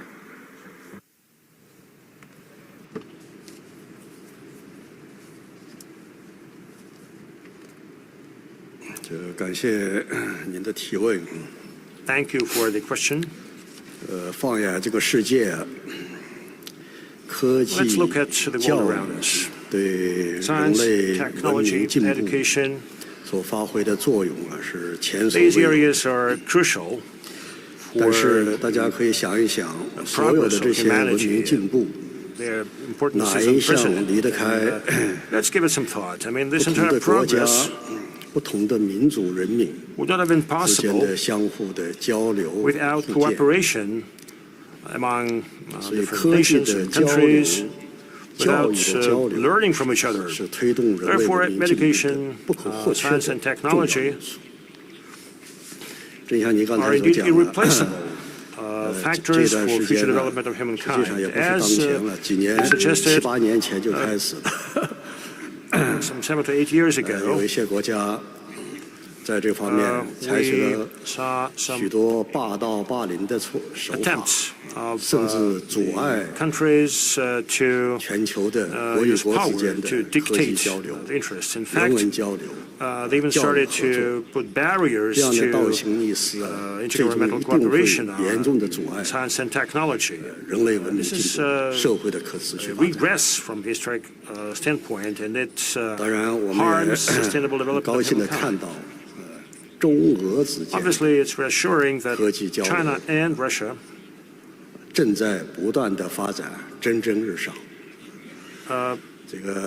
develop their cooperation in science and technology very quickly. The pace is very high, and we can confidently state that our two countries give perhaps one of the best examples of such cooperation. In terms of education, in all areas, including student exchanges, teaching of languages, this cooperation booms. And this is where this cooperation has reached a very high level. More than 800 universities in our countries establish 15 associations of universities specializing in specific areas. As to science, we set up a joint fundamental research institute. We set up high-level scientific labs. They cooperate within the framework of mega science projects, and we expand access to scientific equipment. And now we've had some impressive outcomes. And again, the whole world continues to evolve, continues to develop. And even without great powers, we would have been able to develop successfully. Don't worry about it. Don't worry about it. Our practice during recent years has demonstrated that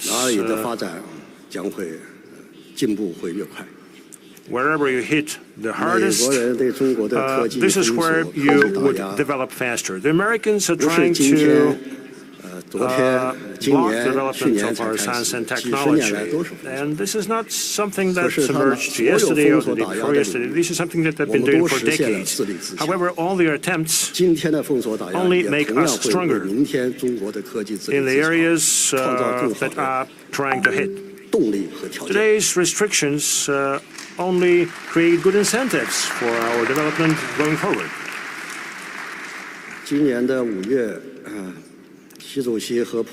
In May of 2025, President Xi and President Putin had a very useful and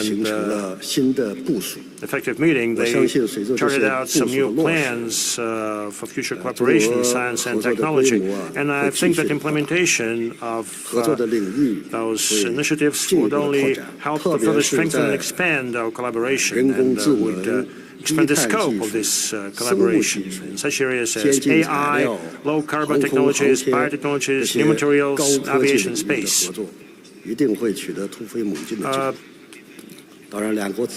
Obviously, we will have some very tangible outcomes in those areas. We improve our cooperation mechanisms. Our two governments take all the efforts to further expand and strengthen cooperation in those areas. Thank you. Mr. Putin, I listened very carefully to your speech, and you mentioned investments, but it wasn't that clear about foreign direct investments. Where does Russia stand on that? Where do you stand on that? Do you still care about foreign direct investments? You see that as an opportunity, as a burden? I mean, help us understand where Russia stands in this regard. Мы вообще считаем, что частные инвестиции – это то, что нам нужно, и то, без чего вряд ли exactly what we need, and I guess without private investment, Russian economy would hardly be able to successfully develop, and that is fully applicable to foreign direct investment as well. And there was a whole number of investors who have been doing business here in Russia for a very long while. Well, we never forced them to leave, we were not pushing them away, we were not evacuating them. Many of them decided to leave on their own with major losses. But our attitude in this regard remains unchanged. Yes, investment potential of our economic operators is fairly large, but undoubtedly we very much welcome any kind of foreign direct investment. I would say major capital investment of the first quarter of this year amounts to 8.7%, and I know what was happening on the platform of this forum during those days. I know there was a whole number of discussions during various sessions where well-known problems were discussed, certain tension caused by the high policy rate, and risks that those investment levels will not stay until the end of the year. But nonetheless, the Central Bank of Russia proceeds from an idea that lending to the real sector of the economy would stay at the level of 10 to 11%. We'll see what will be the outcome. I very much would like those numbers to stay on this level, but foreign direct investment is something that we undoubtedly very much welcome. It's not that we just welcome it, but we are also going to create every possible term to make this environment favorable and comfortable for our partners. Here in the room we have our friend from the Kingdom of Bahrain. And if we are to look at what Russian Foreign Direct Investment Fund is doing, they already have an agreement to make some early steps in this direction. They're not too big, just 15 billion rubles. Those are the first projects of the kind. But we are also working very closely with the United Arab Emirates. That's work done by RDIF and the sovereign wealth funds of Saudi Arabia, of United Arab Emirates. Our partners and our friends have taken this decision a while ago, several years ago actually. They choose to trust their Russian partners, and automatically, and I'd like to emphasize that, they automatically co-invest into those projects that Russian Direct Investment Fund chooses to invest. They automatically invest 10%. They co-invest with us. This is a token of great trust, and we value it very much. And then they keep raising their share of investment. Well, feel free to talk to Mr. Dmitriev, who would be able to name the exact numbers, but we're talking about many billions of US dollars. Obviously, there are other sources of investment and tools for investment available. There are virtually no limitations to the particular areas where the investor may choose to put their capital in. And this is one of the key areas that I believe we should focus on in cooperation. Having said that, there are two trends that I realized talking to Russian businessmen, either here or back in my country, UAE. There is kind of rejection of buyback. You know, when the war happened, there was some foreign investments that were bought by Russians, and now these might want to buy back their investments. Russia seems to be blocking that because new Russian entrepreneurs bought and invested these operations. The second trend that I realized is that people are a little bit worried about nationalization. There are some nationalization efforts taking place within Russia. I read about one of the airports being bought back or even taken by force of court from the Russian owners. So how do you see these two trends impacting the rebound of the Russian economy?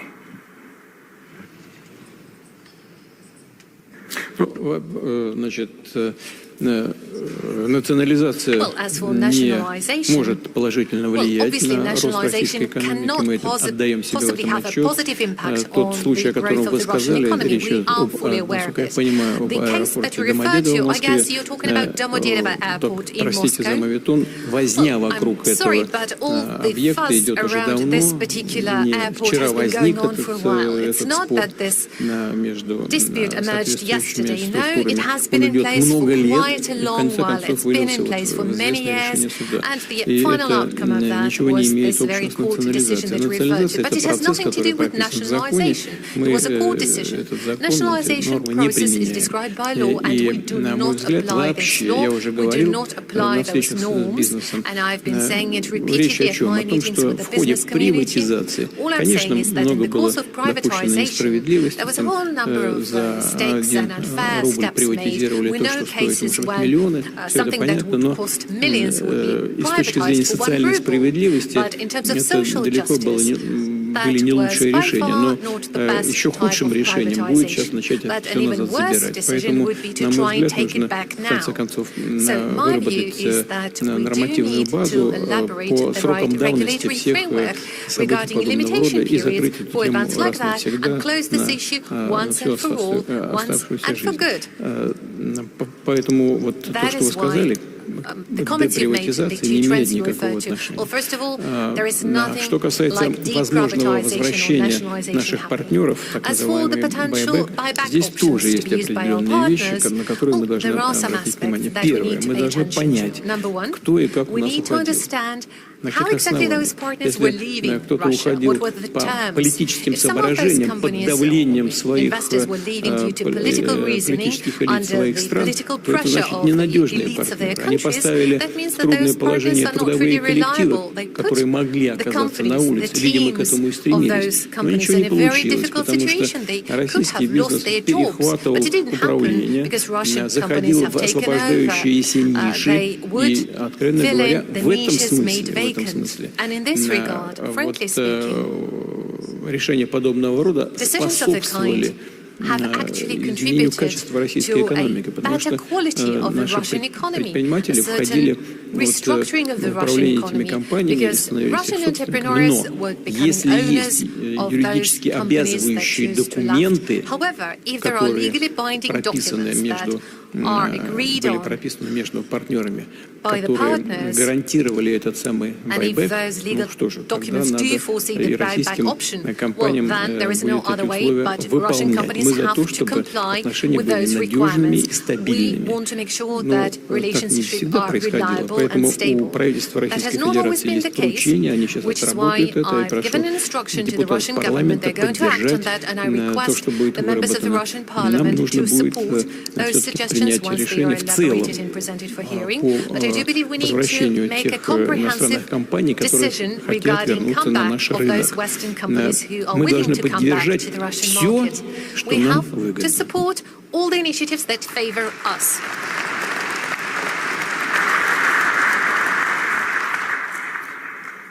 Mr. President, how your country is, let's say, taking advantage of the current economic situation in Russia.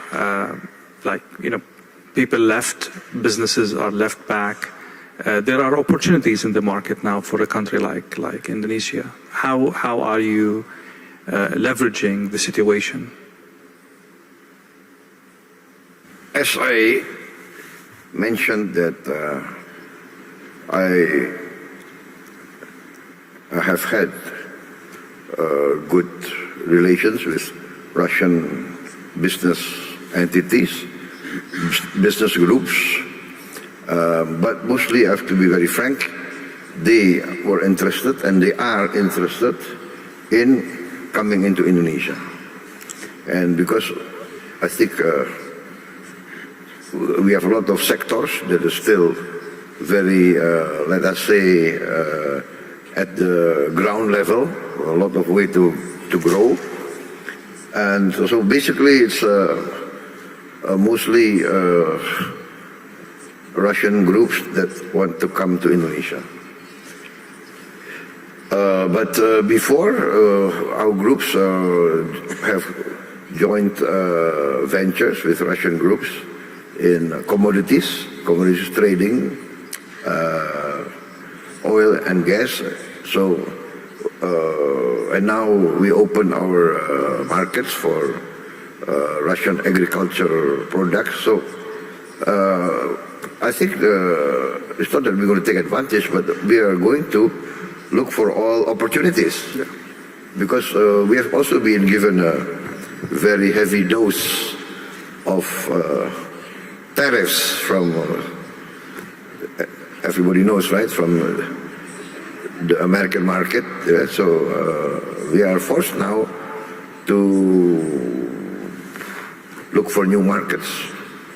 Africa, Latin America, Eurasia.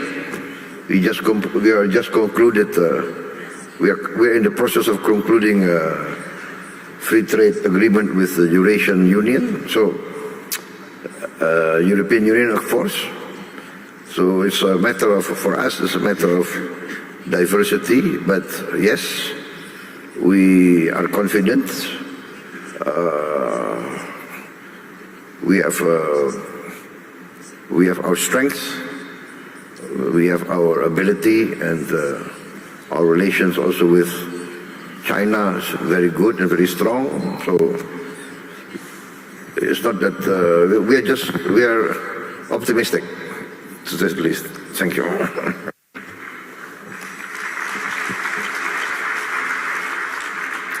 Mr. Vice President, there are many aspects for the economic relationship between South Africa and Russia, but one of the main aspects is the energy deficit in South Africa, and you've been trying to mitigate this problem or solve this problem by cooperating more with Russia in the realm of energy. So far, this hasn't been fruitful as much as you would want to, or as much as Russia is capable of helping. How do you assess this? Yeah, thank you for the question. Firstly, let me say that I've already had good meetings, both with the Prime Minister and the President, and we've agreed that we need to increase trade between our two countries. Currently, trade between South Africa and Russia is it's estimated at about 1.3 billion US dollars. We think it's quite low, so we want to triple that number in the next 4 or 5 years. So we've looked at various sectors. We've looked at the energy sector. Russia is having a lot of good technologies in that space. We're looking at solar, gas, nuclear, and already our ministers are talking about the details. We've also talked about critical minerals, particularly to support our local beneficiation efforts. We also looked at agriculture.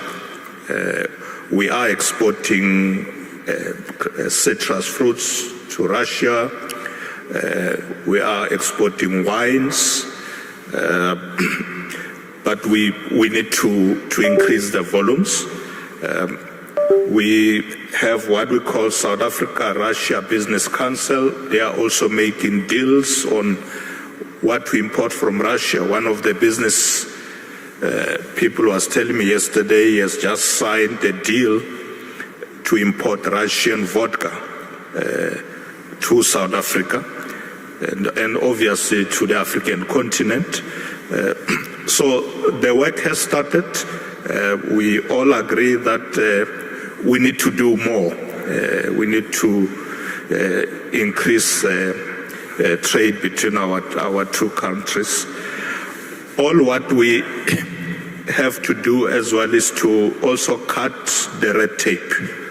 You know, some of the business people were talking about the bottlenecks, things that make it difficult for them to be able to trade with their partners in South Africa. The issue of the financial situation, the currency, which our Reserve Bank is looking at, so that we make it easy for business people to do business.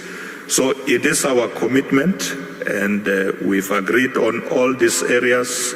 And as we speak, the ministers are already working on the details, including issues like water as well. They are also dealing with that, infrastructure, issues of railways, locomotives, signaling. Really, a lot of work is now happening. We're going to see trade increasing between South Africa and Russia. We have started. Thank you.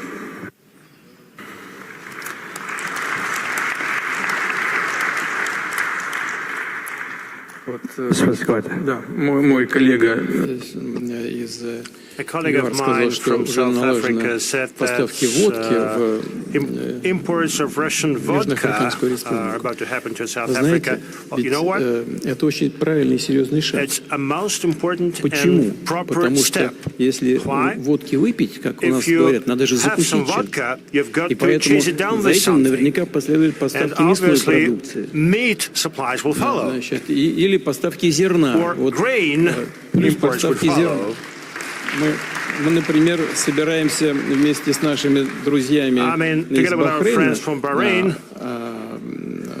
создать целый хаб по поставкам пшеницы из России.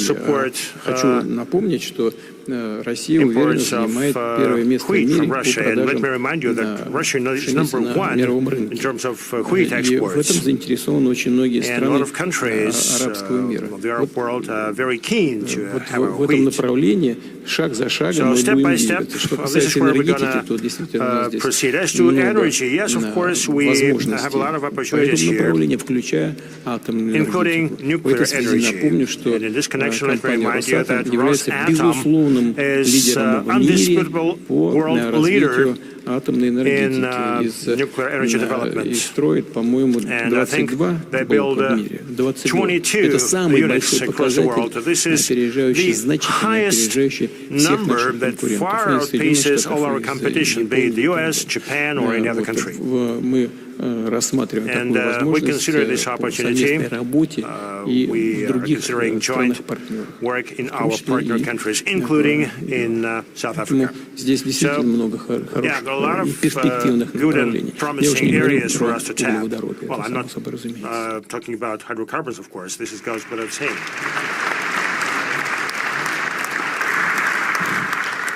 There is no doubt that more vodka will help the world to put the mood in a better condition. Mr. President, во всяком случае будет веселее жить. It's going to be more fun to live, right? I will go back to the tensions in the Middle East, not from a geopolitical perspective, but from an oil-related aspect, which is the supply shocks expected in the market due to the Iran-Israeli war taking place.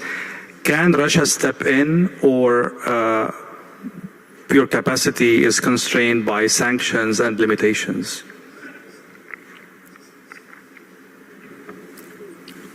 Я уже говорил о том, что мы делаем. Что вы имеете в виду? Что значит вмешаться? Can you step in? I mean, to mitigate the supply shock in the market due to the events in the Middle East? Can Russia do something about that if this happens? Да, конечно.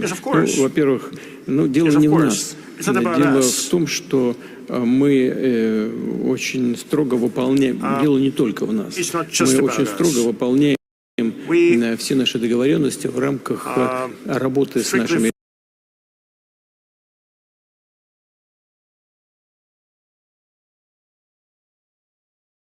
друзьями и партнерами по линии ОПЕК+.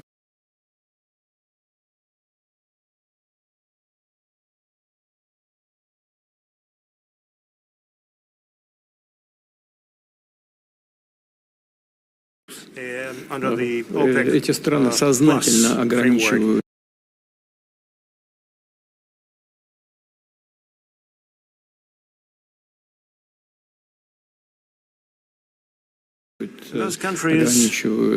добычу и поставки энергии.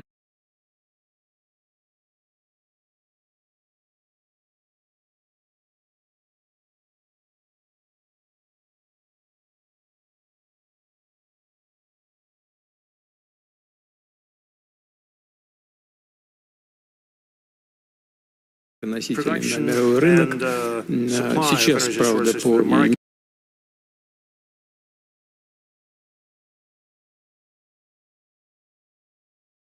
имеющиеся договоренности постепенно добыча наращивается, но именно постепенно, имея в виду, чтобы не создать дисбаланс на мировом рынке, с тем, чтобы обеспечить, как мы в таких случаях всегда говорим, баланс между спросом и предложением и справедливые цены,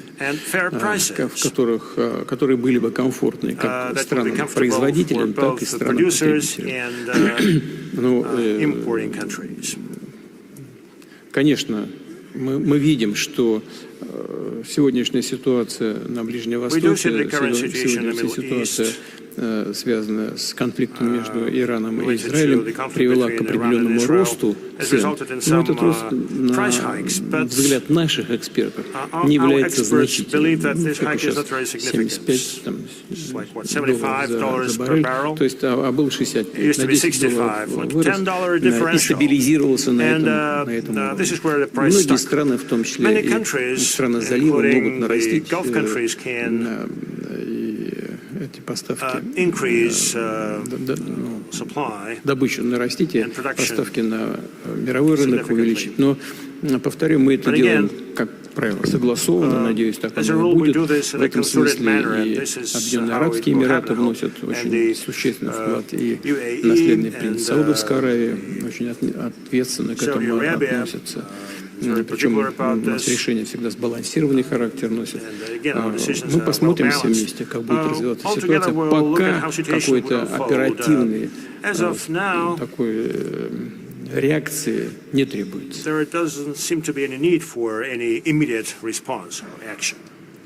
The latest sanctions on Russia aimed at the so-called shadow fleet, how this will impact the supply to Asia and other places in Africa, how it will impact Russia, how it will impact your friends as well.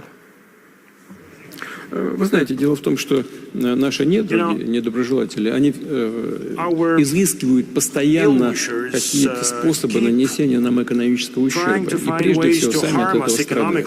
Ну, вот вы сейчас говорили только об энергоносителях. Наши эксперты посчитали, да и не наши тоже. Кстати, по-моему, Евростат тоже дает. Еврозона, допустим, ущерб еврозоны от отказа только на газ, по-моему, для них ущерб составил где-то около 200 миллиардов евро. 200 миллиардов евро. Общий подъем цен происходит. Ну, что касается теневого флота и так далее, вот наш китайский друг очень точно, на мой взгляд, сформулировал. Очень точно. Вот туда, куда кто-то пытается нанести какие-то удары, там мы становимся в конечном счете. Почему? Потому что мы всегда находим ответ и решение. Мы всегда находим ответ. Вот говорили о тарифной политике, да? Вот на торговлю между США и Китаем приходится 20% мировой торговли. Ну, конечно, в современных условиях, когда задолженность, закредитованность растет, в мировой экономике 300% эта задолженность уже достигает. Конечно, все это сказывается на всех. И попытки нанести нам какой-то ущерб и урон, в том числе по так называемому теневому флоту, они тоже приведут к общим проблемам и прежде всего для тех, кто пытается нам, извините, нагадить. Потому что это скажется в конечном итоге на мировых ценах и отразится на тех странах, повторяю, которые пытаются это сделать. Потому что они потребители основные. Вот и все, к чему придет. А мы рынки сбыта найдем.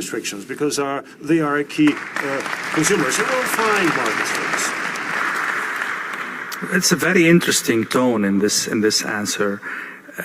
Let me ask you directly. This is my last question before I give 1 minute for each esteemed participant to finish or to say some final thoughts.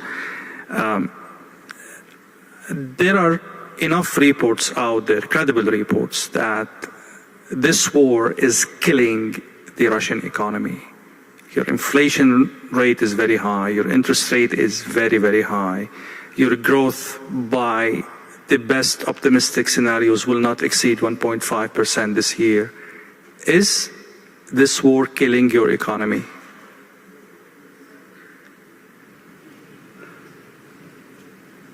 Во-первых, долг не растет. У нас один из самых низких в мире. Второе, что касается убийства российской экономики. Как в свое время известный писатель говорил, значит, слухи о моей смерти сильно преувеличены. Вот в данном случае то же самое. Смотрите, у нас в позапрошлом году главный показатель это же рост ВВП, темпы роста ВВП.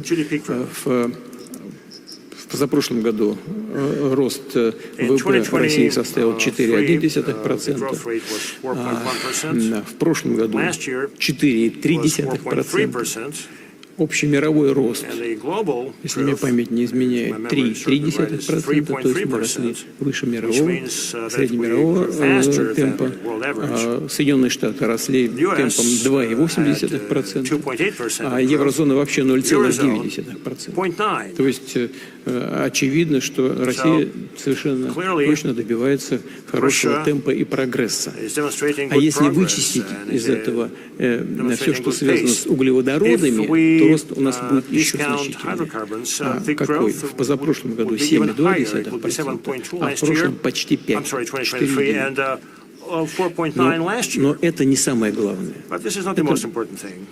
Приятно, но это не самое It's главное. nice, А что but this is важнее? not the most important Меняется thing. структура российской matters is that экономики. the, Вот это самое главное. Composition of Russian economy is changing. В This is структуре key. роста ВВП 43 с лишним процента это 43+% нефтегазовые GDP is a non-oil and и gas даже не sector. оборонные. And not defense. Вот у нас значительная часть роста сосредоточена в основном промышленном секторе, даже не связанном напрямую с оборонкой. Я говорил это в своем выступлении. Вы знаете, что нас не может не радовать? Вот я считаю, что это вообще ключевая вещь.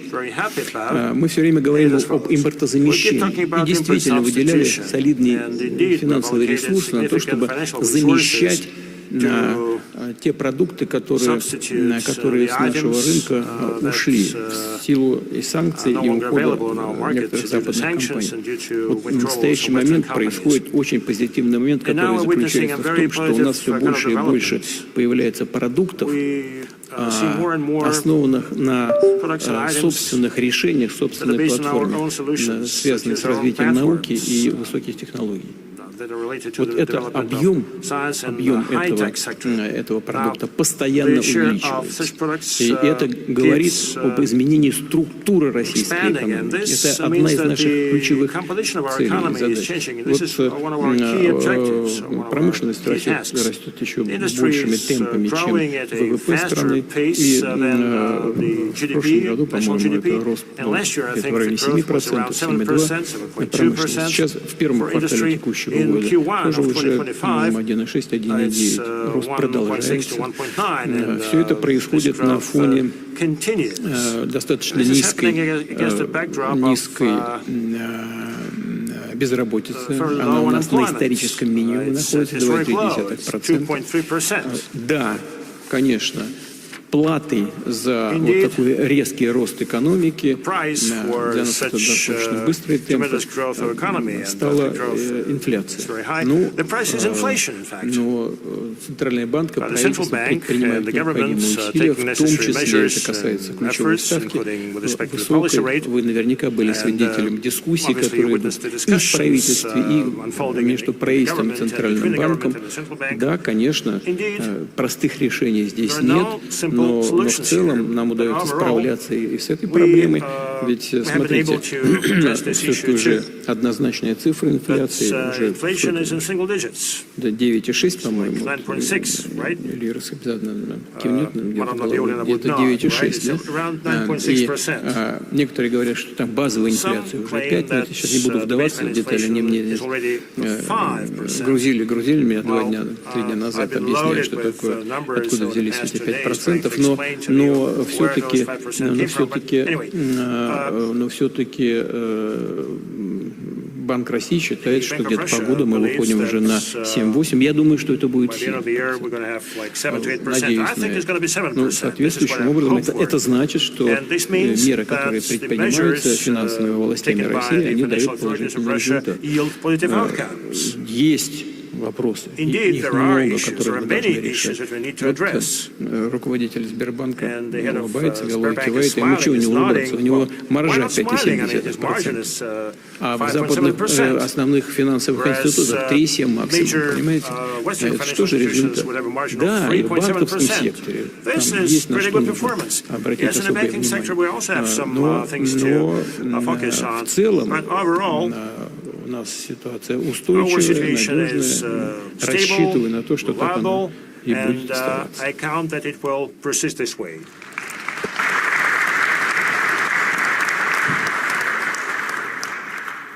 That was my final question. I will keep like 1 minute round for each participant. If there is anything I failed to ask or something that you have in mind to go, Mr. Vice Premier, go ahead.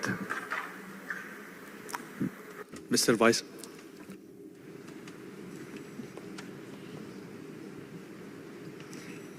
I'll move to you, Mr. President. I'd just like to thank President Putin and the organizers of this forum for this great opportunity. I think we should learn a lot from each other. Thank you very much.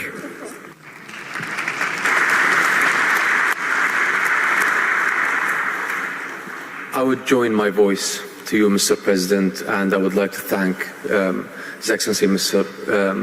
Vladimir Putin, the President of Russia, for inviting us here to beautiful St. Petersburg, to listening to your wisdom and to listening and to share our thoughts with you all. So thank you very much.